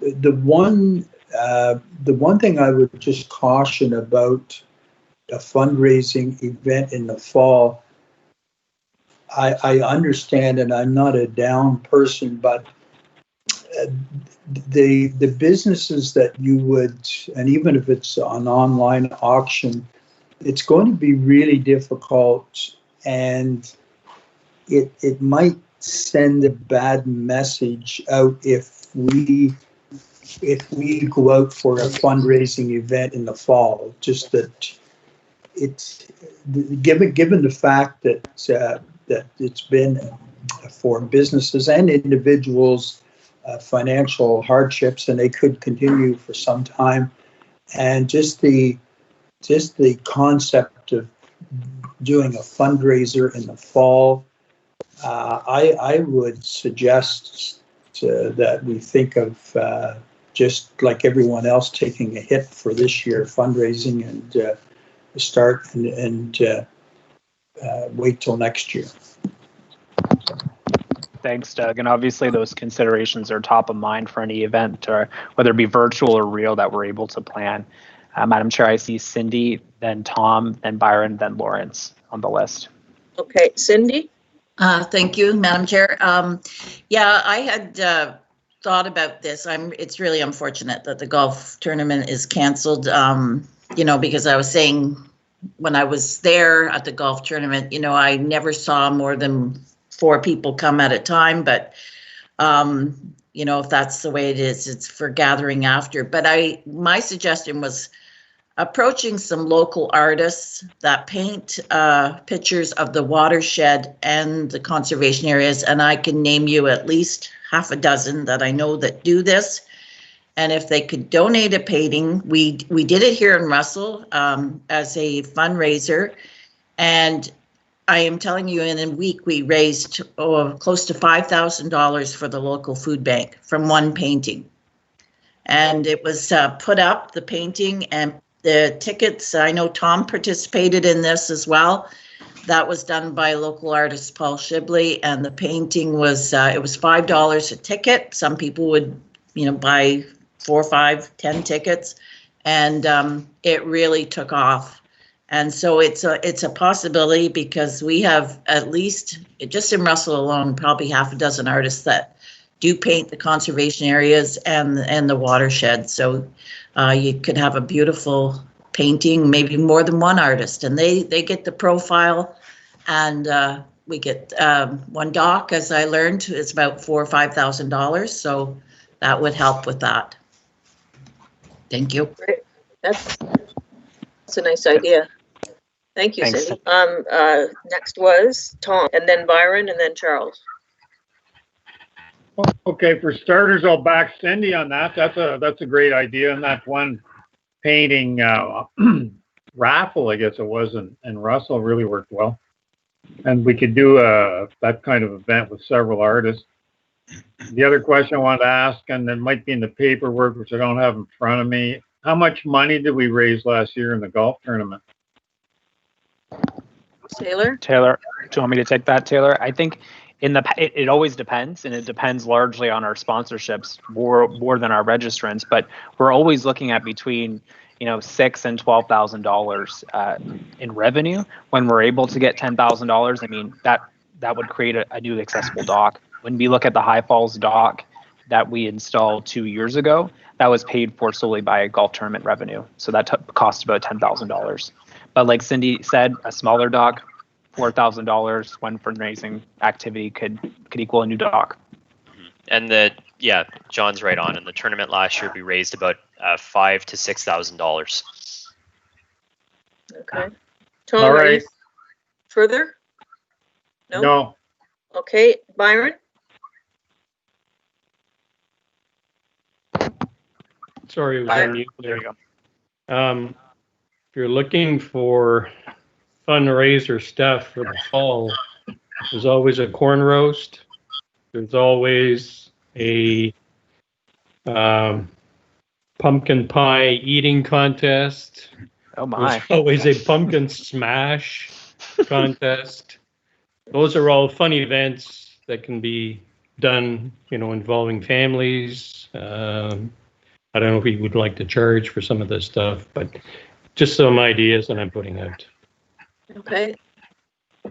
Making note. And Charles? Yeah, just one thing to follow on Cindy. We also might want to look at having the raffle or whatever open to wildlife photographers as well, because some good wildlife photography for some of our conservation areas would be superb. Yeah, that's excellent. Thanks, Charles. Anyone else? Lawrence and then Tim. Lawrence and then Tim, okay. Go ahead, Lawrence. Have you got me there? Yep. Okay. I tend to agree with Doug on this. This is a different year. There's not a lot of fundraising activities at the end of the year. We have worked our staff very hard this year under difficult circumstances. Let's not knock ourselves out trying to find something that may work or may not work. Thank you. Okay. Who is next after Tim? Tim? Hi. So at first I was inclined to sort of agree with Doug and Lawrence, not having any creative ideas myself, but I heard Cindy's idea, and I think that if we're going to go with some approach, I think that, having some sort of art-based partnership or selling or auctioning partnership with local artists is probably an ideal way out of this, and perhaps not limited to one painting, maybe multiple paintings or multiple forms of art like photography, as was just mentioned. But maybe if a call was put out to local artists that may or may not be interested in participating, and we just sort of reviewed applications, it could be expanded to perhaps, I guess, sculptors or alternative forms of art, I suppose, and then we can just review whatever makes sense, and then do things remotely. Because I think that having any kind of event-based fundraiser is going to be problematic, even as things gradually increase. Yeah. So the challenge is the virtual end, and Cindy's can definitely be done virtually, through Facebook and all of those things. Who we haven't heard from Fran, Jerry, and Gary. Fran, have you got any comments? Yeah, I think Cindy and Charles' ideas were great. The only other problem with the other suggestions were, I see that it would include having people, lots of people, and cooking, eating, and all this kind of stuff. I don't see that this year at all, but maybe another year if we want to do something like that. But I think the other suggestions regarding artists in the area of all kinds is a great idea. I think it's a wonderful idea. Mm-hmm. And Madam Chair, if I might add, I mean, Cindy's right. There's a whole, an excellent list of artists in Russell that I'm sure would be happy to participate. And I think it's worthwhile us reaching out to the organizers of Art on the Waterfront in Chesterville to see, what sort of plans. I mean, this committee usually funds that program, right? We usually try and fund the program and help them, deliver that event. So I wonder if there's a way for us to reach out and see what their plans are, and to see if there's a way to incorporate this thought into existing activities or uses online.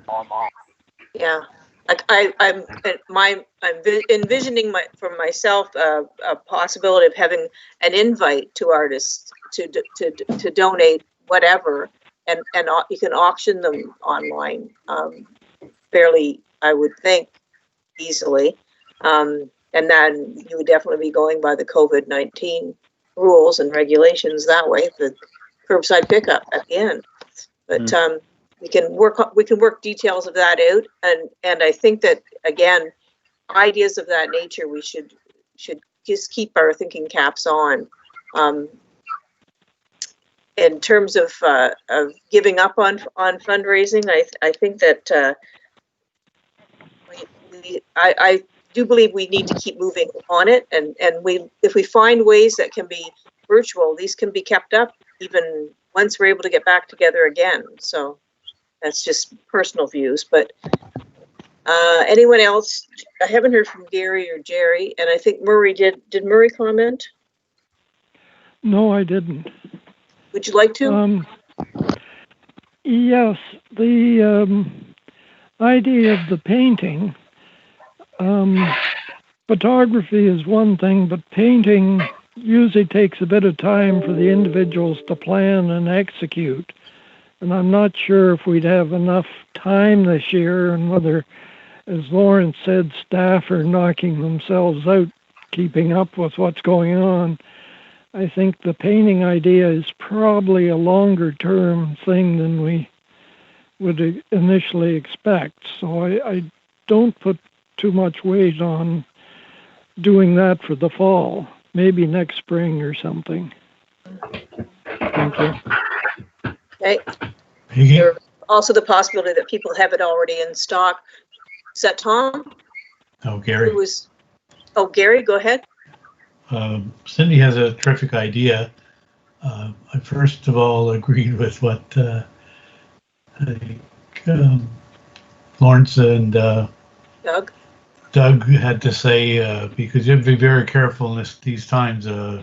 Many of our businesses are hurting big time, and asking someone for a donation is very, very difficult, I think. But if you can do it virtually and you have someone donate, terrific idea, Cindy. Okay, that was, and then Jerry, have we heard from? Yeah, I think Cindy had a great, can you hear me? Yep. I think Cindy had a great idea about art. in North Dundas here in Chesterville, we have the Art on the Waterfront every summer, and we have a great turnout at that. It's got to be quite an annual event and brings in lots of people and lots of artists. Throw it out to them and see if they'd be interested. I think there would be, but initially I thought we should just take a rain check for this year, but if there's interest there, I'd go with that if it's going to be easier to do. Thank you. Okay, so the recommendation, has anyone not had an opportunity to speak on this who wishes to? Any hands, John? Cindy and Byron still have their hands raised, but I think they just need to lower them, maybe. Or Cindy, do you want to? You're good, thanks. No, I had one comment. Oh, go ahead. I agreed with Peggy. The art I'm talking about has already been painted. Like I wasn't commissioning somebody to start working. I'm thinking of Jacqueline Milner, one of our forestry stewards, Anna Zaccadelli. They all have beautiful paintings done of trees and the conservation areas. So I was just seeing about approaching them on that. Great. Byron? No? Byron's put his hand back down. Back down. There is someone else. I think, Tim, you still have your hand raised. Tim? No, I don't see his microphone. Oh, there we go. Tim? Hello? Go ahead. Yeah, go ahead, Tim. Oh, his no, microphone's up. you've remuted yourself, Tim. You were good.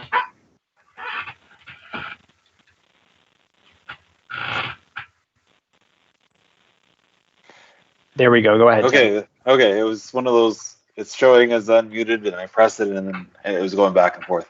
I'll lower my hand. I didn't mean to keep my hand raised, but just a closing comment. There was a post by like Eric Duncan in Finch there yesterday, buying local wildlife art from an artist there in Finch, and I remember seeing that artist's work at the Powing match, and it's a quite good portraits of different wildlife. So anyway, there's definitely no shortage of great artists that we can have a call out to. That's it. Yeah, perfect. Thank you.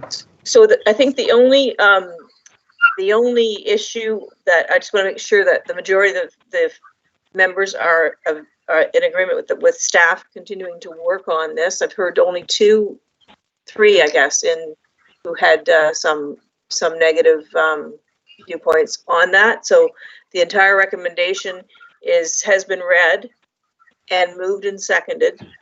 Do we need is everyone okay to vote now for the comments? Okay, I'm going to ask. Who's that? Lawrence. Lawrence? I have a comment on that. I would like to see that recommendation broken up into two parts. Okay. So the first being that the communication committee approved the cancellation of this year's annual Friends of SNC fundraising golf tournament due to the COVID-19 pandemic, and the second resolution being that the committee directs staff to identify opportunities for safe events in the fall, fundraising events rather. That's correct. Okay, the mover and seconder, are you okay with doing that? Who do we have for the mover and seconder again? I will make the move. I will move that. Who was the mover on this motion?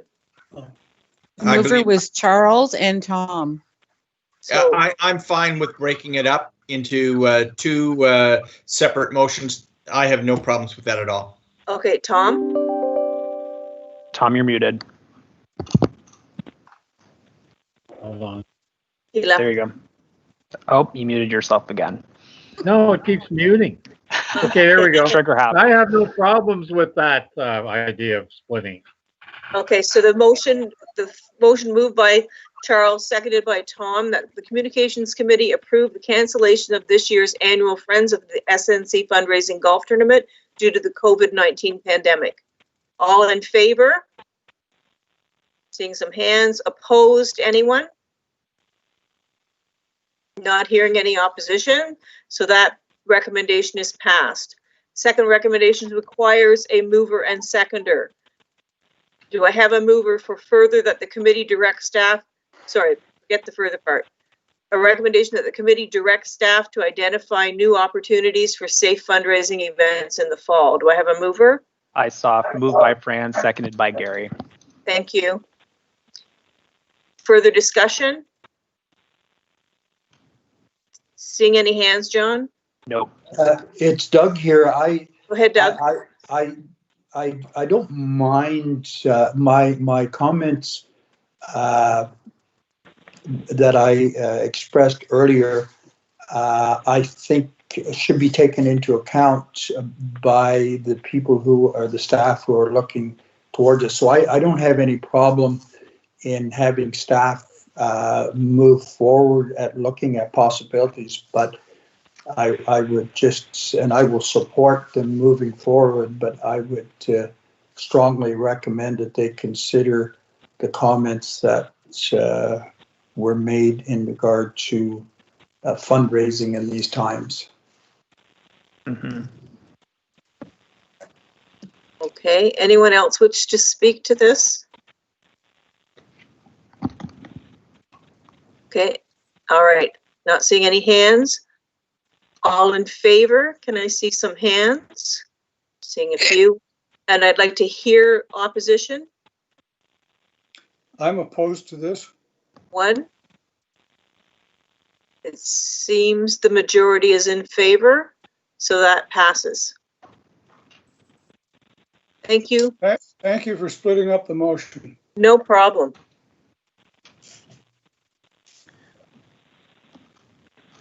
No, Madam Chair, I hope we're okay to continue. I know we usually try and take a quick break, and we've skipped that due to our virtual connectivity. Yes, we do just I'm have, just wondering, can we take a short, like 5 to 10 minute break? Just because I think that maybe everybody's had coffee. I'm just thinking for my own personal, I definitely need to use the bathroom, but I'm happy to proceed if others. No, I think we can take I will. We'll come back. It's 11:24 according to my little corner plot up there. Come back at about 11:40. Is that? Make it 11:30 instead. 11:30. 6 minutes to grab a coffee and a little break. All right. Sure. That sounds good. Thanks, guys. Okay. See you guys shortly.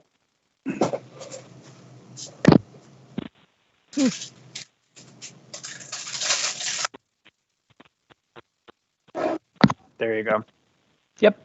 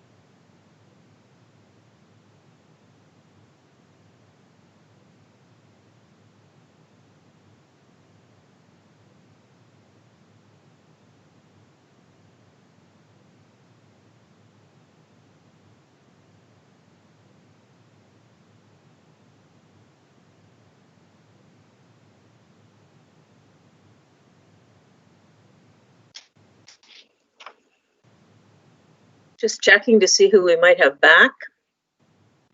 Got me. Hi, Cindy. Hi. Still here. I'm here, Tim. I'm here, Jerry. Gary's here.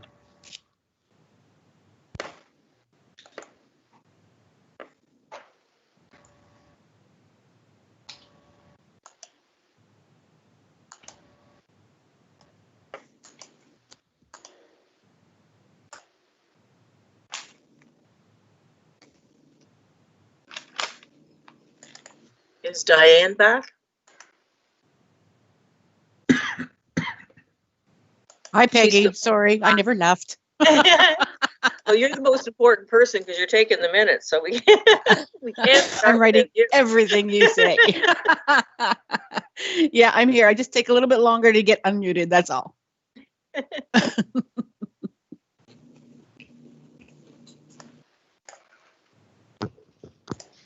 Okay, so we're at our return time.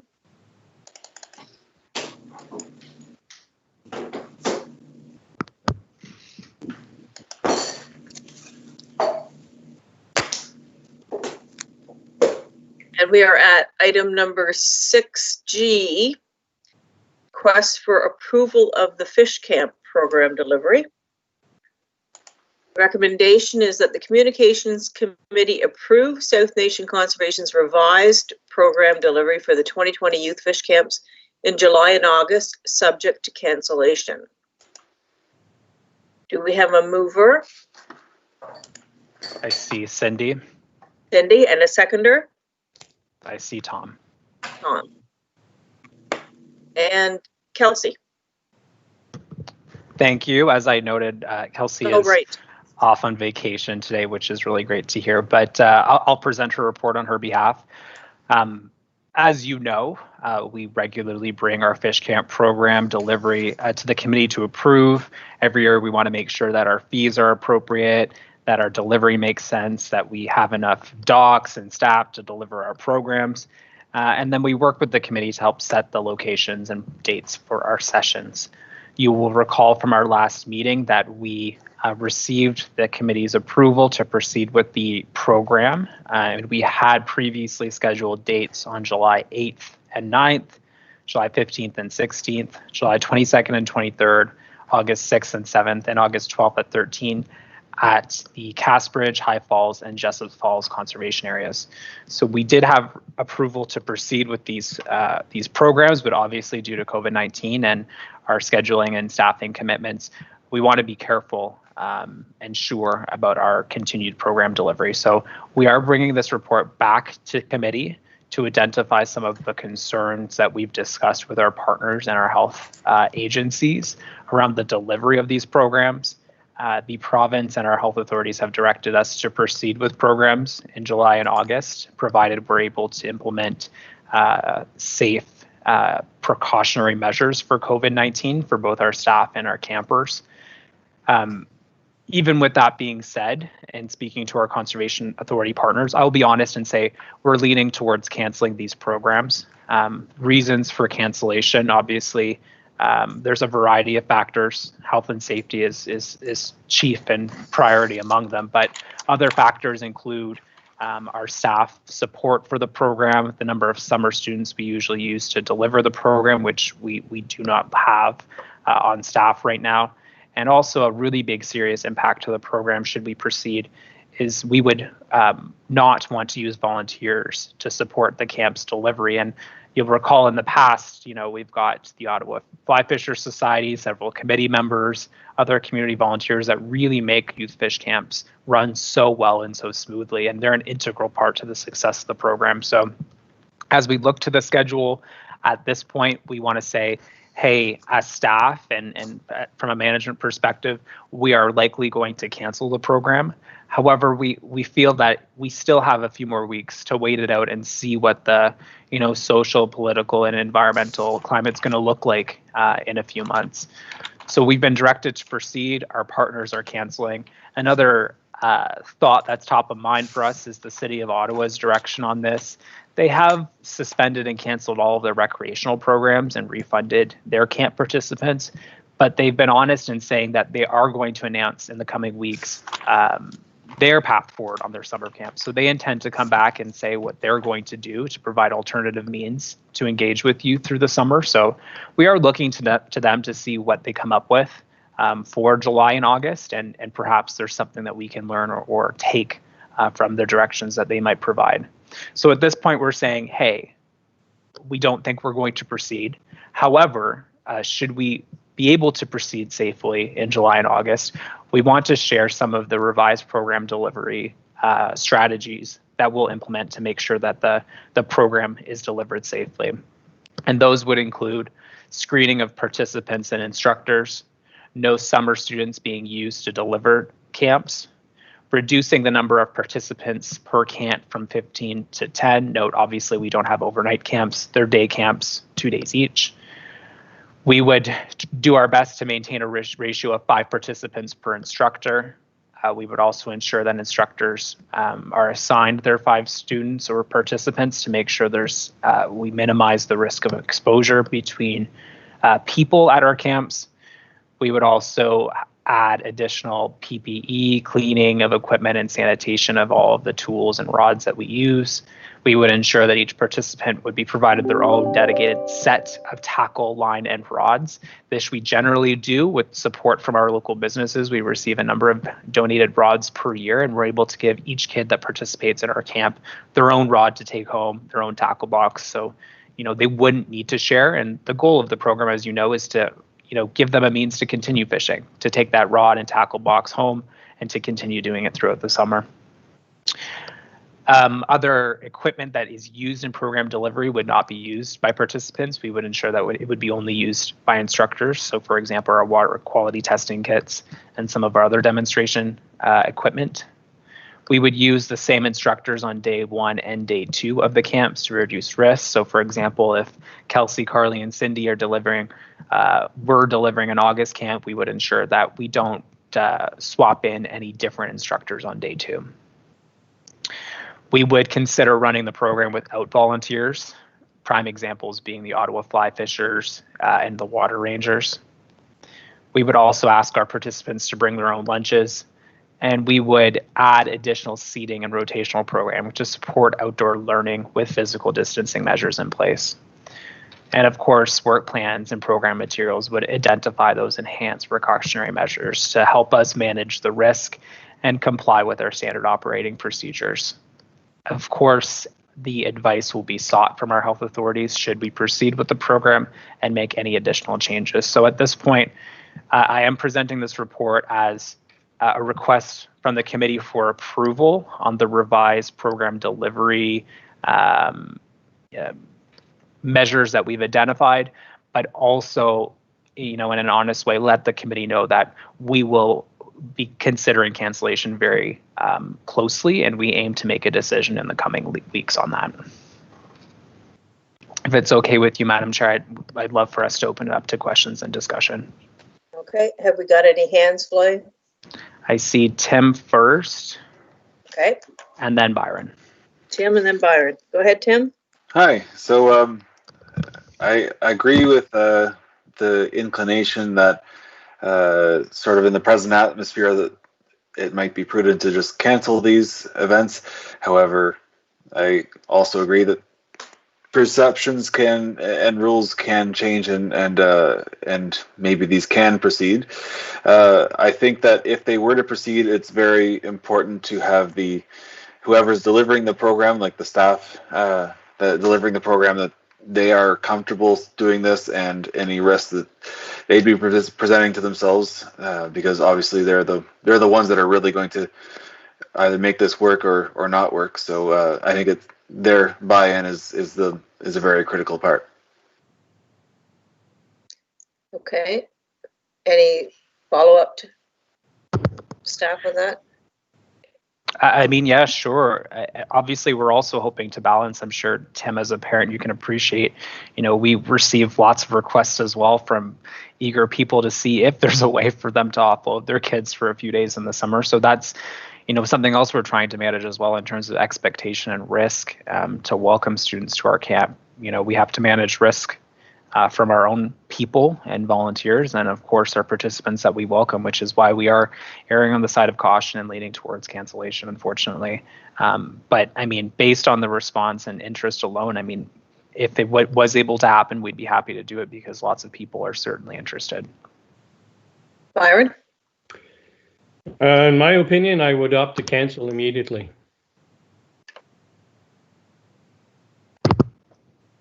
Thank you. I see Cindy next. Cindy? And then Lawrence. Okay, well, I'd be interested in Byron elaborating on that, why he thinks it's important to cancel right away. I'm kind of torn. I have sort of two opinions about it. One, feeling it's really important to get kids outside and get them doing an activity. I even foresee that it would be possible to still have the fly fishermen because it could be presented from afar. Mm-hmm. And so I'm kind of that thought that if it could go ahead, but then the other part of me, which I've heard voiced by other people, kids have been cooped up and they're going to be really rangy, to be honest. And coming out to their first camp, it could be even because we have had children that have been difficult in the past. So I'm just, wondering, then if you get that kind of kid, because we had one that was just, he wanted to run in the water. So there's concerns about, like you said, health and safety and things like that. So, I mean, I'd be supportive either way. If it goes ahead and you need someone, I'll be happy to help out, but I'm also okay if it is canceled. Thanks, Cindy. And obviously that comment it's top of mind for us as well. If this is the first interaction that kids have had outdoors or the first facilitated interaction, is that really what we want? And do we already know enough, from our past experience that it will be very challenging to maintain distancing and that sort of thing with youth in our camps? So obviously, yeah, I see Lawrence and then Lawrence? Tom. And Tom, okay. Lawrence, go ahead. Lawrence? Oh, sorry, Lawrence, you're muted. You're still muted, Lawrence. You're still muted. So let's go to Tom. Let's go to Tom, and then we'll come back to Lawrence when he gets his mute off. Go ahead, Tom. No, I just want to reinforce that I think we should go ahead if we can all do that with the camps. For me, it's the same idea as keeping our conservation areas open for the last 3 months. We're just out there showing that we believe in the beneficial impact of being outside in nature, and we will do it if we can possibly do it. I mean, we're dealing with young kids; they're almost immune to COVID. Our staff once again is dealing with young kids. I don't see a tremendous danger there, but I do see tremendous positive impact if we can move ahead with those camps. Thanks. Okay, have anyone else got their hands up there, John? Well, we'll try Lawrence again. Okay. Lawrence, can you unmute yourself? No, I'm sorry, Lawrence, you are still muted. Okay, I just have a couple comments here. I think there's a big difference between a fish camp and the nature trails. And with the nature trails, the parents have taken their kids on the trails and they're with their kids.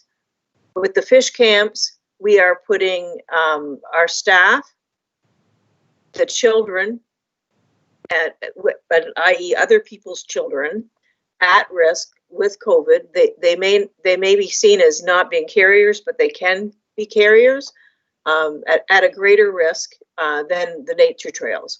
And I think that we need to be very much aware of that, because we can't control when a child can't be controlled, and you have to go and be physically close to them to get them to come out of the water or to get them to behave, and the parents aren't there to help.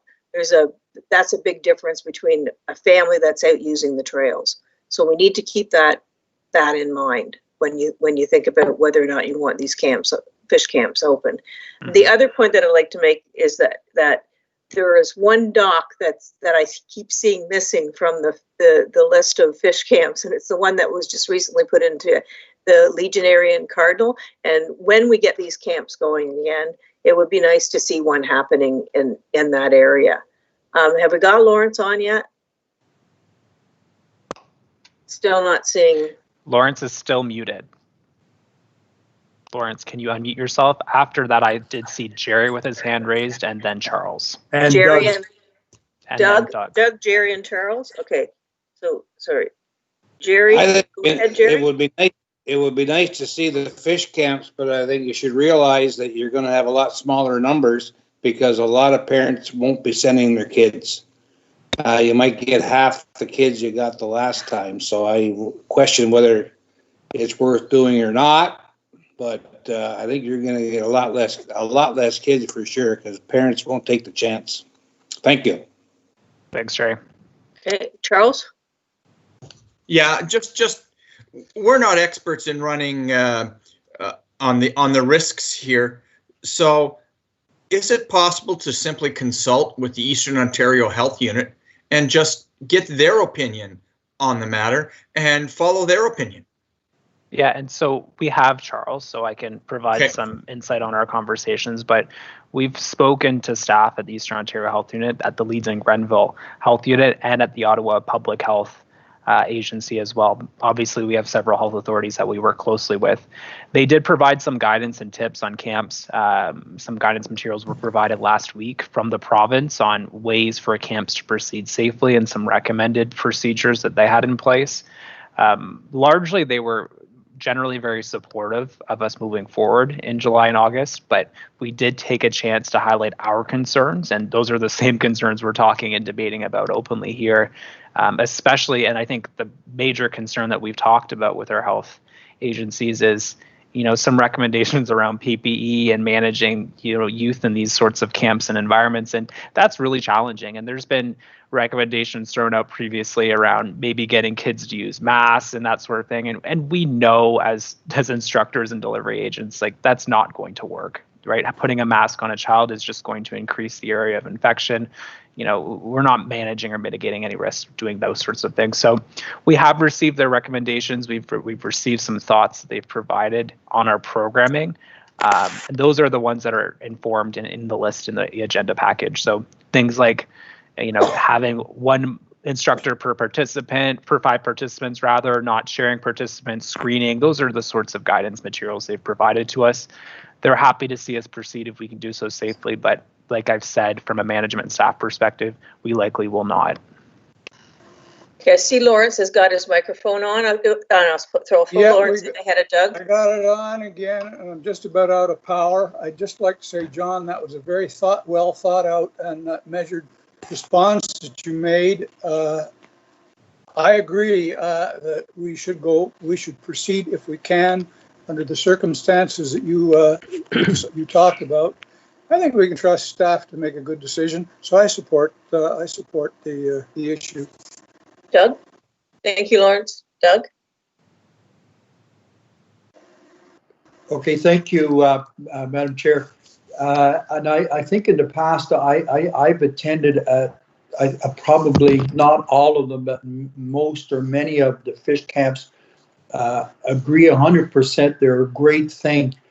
I just, as a former teacher and a parent and a grandparent, I just, and John has alluded to a number of the concerns they have. I would just find it difficult because those fish camps are very intimate. Kids, instructors may have to come over and help her with their rod or whatever. The idea of kids finally getting an opportunity to get out, we don't know if in fact that this type of event would be totally permissible. And the fact that people have to plan for that. So if you say, okay, we're going ahead with this, parents get all set up, and then we say, whoops, we're not doing it.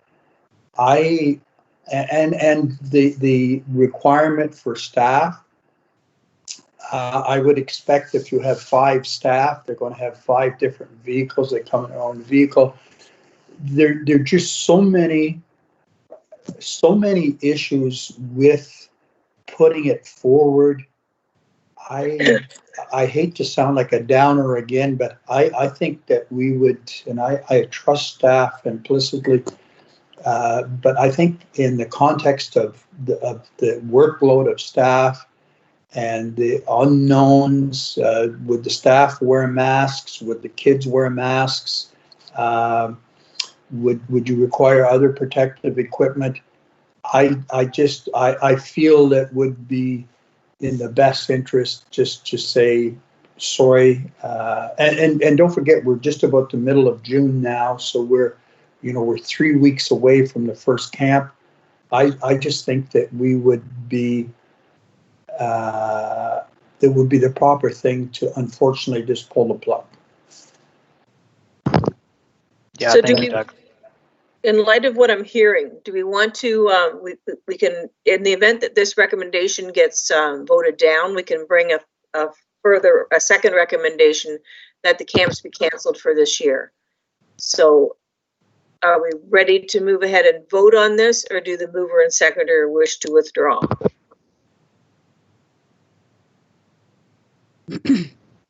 Cindy and Tom are the mover and seconder.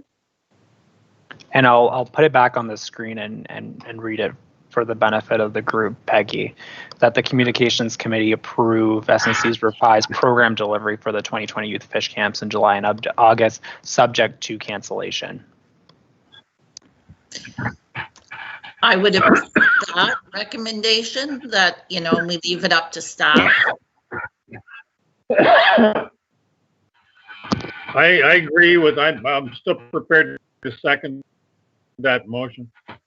Okay, so we will move ahead on the motion as read, that the Communications Committee approves South Nation's revised program delivery for the 2020 Youth Fish Camps in July and August, subject to cancellation.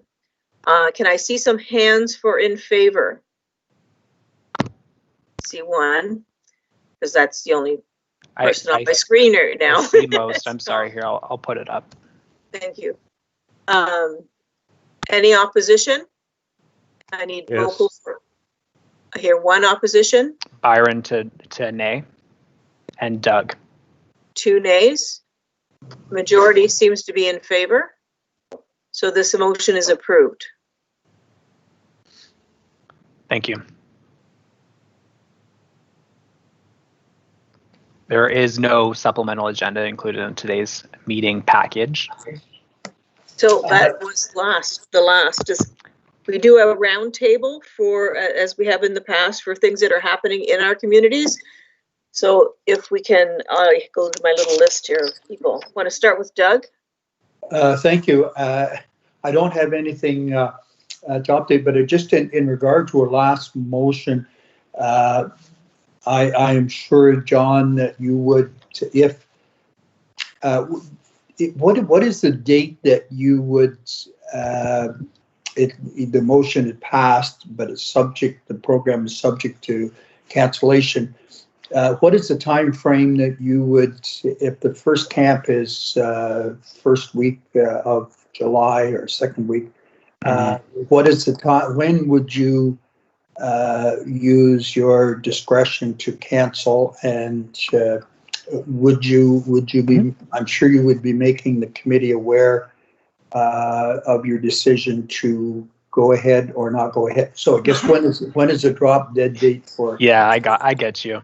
For sure. We aim to make a decision within 2 weeks, and if we're able to make a decision by our next board meeting date next week, we'll notify the board and committee at that time. For sure, if we do proceed, that first date, that first July day camp will not proceed. We would be looking to dates later in July and August. But as I've said, we'll make a decision within 2 weeks, and if we're able, we'll update the board next week on that decision.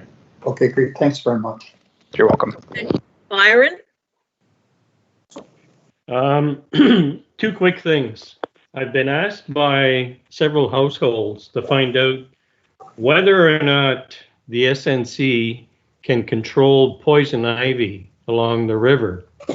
Recently, there was a 5-year-old that was hospitalized because he rolled into some poison ivy. There's a lot of households here along the river, and I promised that I would ask. So that's number one. Mm-hmm. Do you want me to answer it before your question two? Number two, we have an animal control problem. There are 2 litters of foxes that are attacking pets in the area because I guess the mother is trying to feed the pups. And do we have any control as an organization over that as well? Sure, I'll respond to those questions if that's okay, Chair Taylor. Yep, go ahead. On the first, especially in Plantagenet, Jessop's Falls area, I mean, there's poison ivy everywhere, but certainly along the river in those areas, there is much more than you would expect, in the southern portions of the watershed. And especially at Jessop's Falls, we are looking at ways to eradicate and address some of the issues in our parks. But the short answer to the question on private property is no. There is no means for us to be able to go and control invasive or poisonous or noxious plants on private property. That is the responsibility of the individual landowner. But knowing, of course, Byron, that there are places that are publicly owned along the river where we do have a responsibility to let our users know that these sorts of hazards are present and to do our best to manage those. In other parks, when we have a small location, we're able to bring in a contractor to come in and spray and localize and address that localized issue where we might have poison ivy or something. I think of Burton for an example, right where where you've put your flowers, Cindy, at the one side that you can walk into. There's poison ivy there in that area. And because it is kind of localized, we are looking at a means to bring in a sprayer and address that issue in Burton. But along the river, I would love to say that there was a way for us to help, but the short answer is no. If it's on private property, it is your own personal responsibility to do what you can and want to on your property. But if anyone's looking for resources or they want to know what spray or mitigation measures we employ, just send them my way, Byron, and we'd be happy to talk to them about what we do to help control those sorts of plants. On the second one, on animal control, also unfortunately, no. Short answer is no. The longer answer is your municipal bylaw enforcement is responsible for responding to those sorts of issues and requests. And depending on the species and nature of the inquiry, the MNRF can also be engaged to help respond to those specific issues. So it depends on what's going on. If there's a rogue dog, call your local bylaw, call your municipality. If there's a moose on the loose in your pool or whatever, if you live in Ottawa, you can call any sort of hotline tip and it'll get to the right person, but our conservation officers are the ones that are going to be able to help respond and get those animals to where they're supposed to go. If it's a nuisance, if it's raccoons or fox and they're a nuisance and they're on private property, it's a person's own responsibility and liability to address those concerns. So a couple of different people, we're happy to point people in the right direction or give advice where we can, but no, it's your local bylaw enforcement and your MNRF conservation officers that are able to respond to those issues. Okay, thanks, John. Matter of fact, those pups destroyed my garden overnight. They dug up the entire garden. I have a 200-foot by 20-foot garden. So what repercussions are you going to go after? A 22 caliber rifle. Yeah, that's what I thought. Charles. Have you anything, Charles? No, nothing additional to comment on. Thank you very much. Okay, Cindy?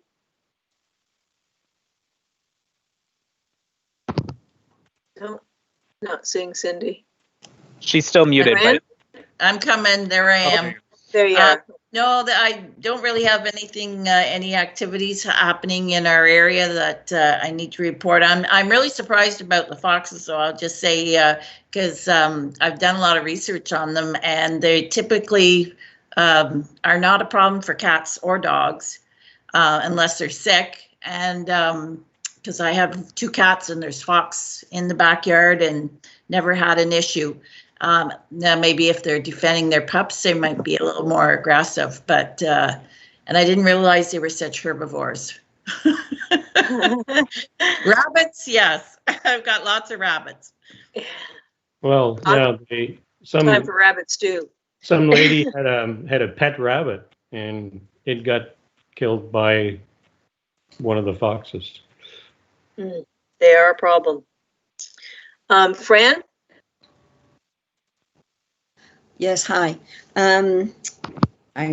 I would just want to say there's nothing that I can report on other than the fact that being as everybody at SNC and involved, our community, I would like to thank them for such a great job they've been doing during this COVID-19 pandemic.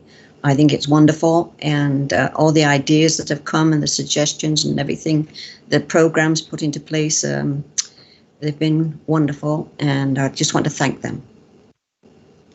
Thanks, Fran. Jerry?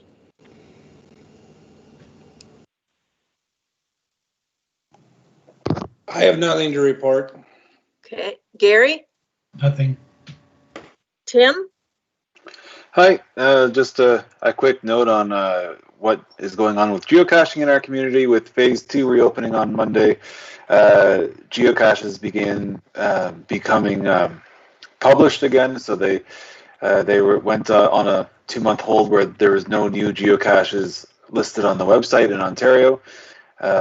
And now that we're in phase 2, that's resumed. However, there's still no events, so there's no gatherings of geocaches of any kind. So anyway, I just thought I'd share that with people so that people, geocachers are still going out and finding them using social distancing, the new normal kind of things. That's all.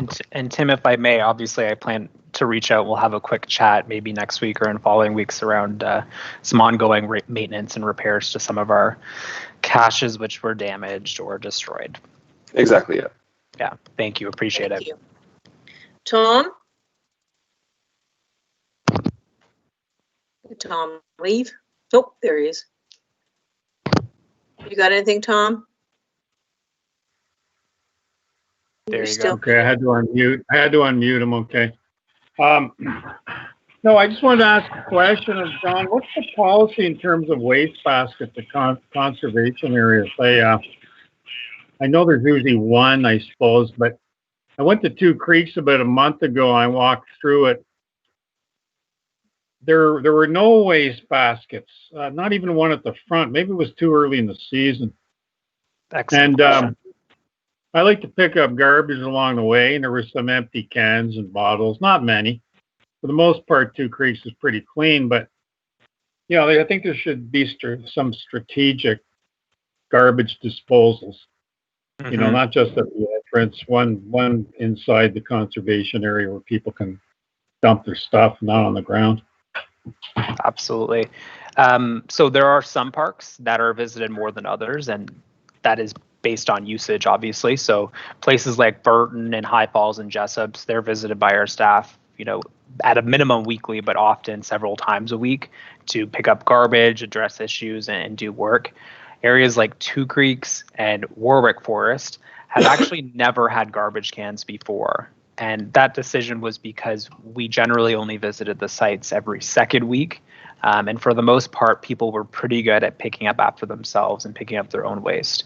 But because of COVID-19 and because our trails and our parks are getting used a lot more than usual, we have ramped up our inspections and our monitoring programs. So the short answer, Tom, the Two Creeks bottles have bothered us, and we have ordered new garbage cans, which we're going to just put at all of our parks. So even if the park didn't have one before, we're going to put them at every single public conservation area. So we should have them in this week or next week, and we'll get them out as soon as we can. Our staff are visiting them regularly, checking the counter data. It's easy for us to take out that garbage at the same time. So we will be putting new garbage cans out. Okay, that's good to hear. No follow-up. Good. Thank you. Okay, Bill? Can you hear me now? Mm-hmm. Can you hear me? Yes. Okay, I'm sorry. I was locked out for a while, and I had to dial back in a few minutes ago, so I wasn't able to make other comments. Nothing further except just to compliment and thank all that participated this morning and all of the opinions and comments that were made. I think good decisions. Thanks a lot. Lawrence? Yes, thank you. I would just like to compliment staff on setting up this meeting in a very, very professional and easy order, even for somebody like me who before Monday has never used this format before. What's going on around here? Very little. We're staying close to the house.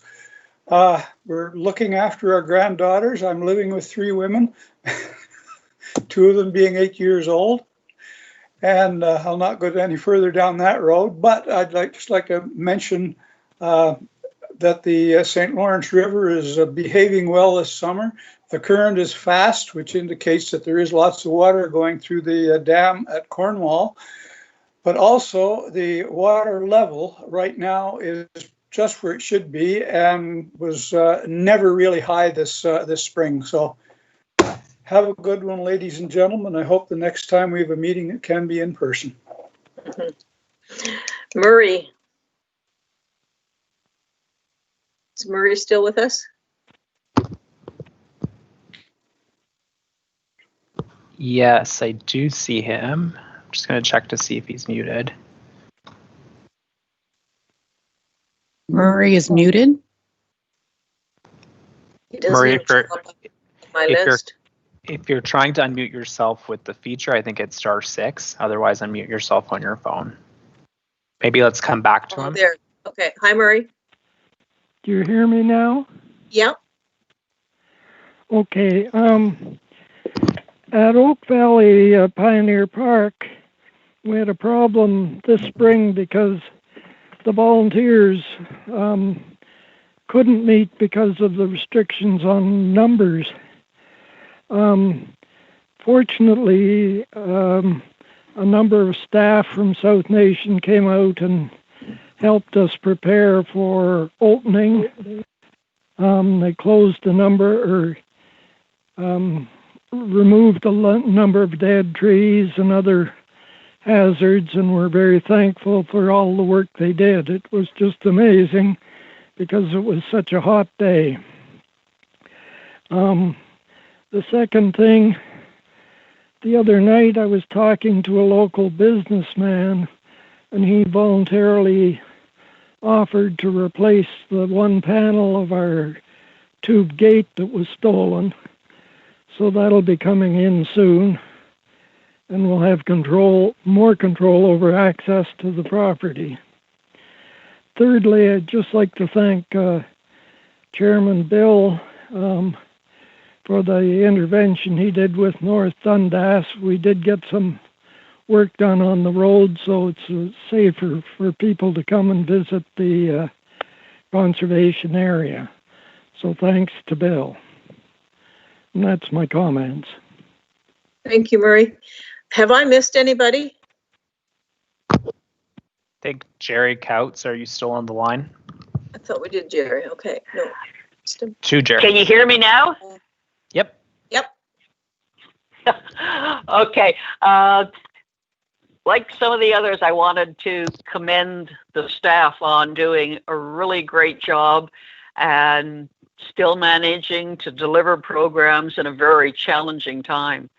I don't have anything to comment because, honest, I haven't really gone too far from home. So that's all for now. And that was Karen. Thank you. That was Karen. Okay, sorry, Karen. Anyone else that I've missed? No? Okay, so I just, in our area, we have a new group that started up called the United Counties Kayakers. And they are social distancing on the river every once in a while, and actually tried to do a moonlight, strawberry moon light paddle, but the rain threatened, so they had to cancel. So if we just keep your eye out for that group on Facebook, they call themselves, again, United Counties Kayakers. And that's the only new thing that I've seen in our area. I'd like to really commend staff for all the work that they've done with all of the new projects associated with getting the information out about South Nation with COVID-19 happening. And it's just incredible, I think, the amount of work that they've done and the results that have come through from it. Thank you guys very much. And thank you everyone for taking the time to spend the morning with us. And I think that's about it. There's no correspondence. The next meeting is July 10th, 2020. If I can make a comment on that, Madam Chair. Obviously, we usually aim to have a site visit in July for us to better understand either a program or a park or a project. We obviously will not be doing that on July 10th. And at this point, we are holding that meeting date if we are successful in receiving new applications through our revised community environmental grant program. We would aim to review them on that date if we're successful. Okay, thank you. Do I have a motion to adjourn? Bill, so moved. Moved by Bill and seconded by Tim, that we adjourn at 12:10 p.m. And I'm assuming everyone's in favor. I'm not hearing anyone opposed. We are looks adjourned. good. Thank you, everyone. Have a great rest of your day.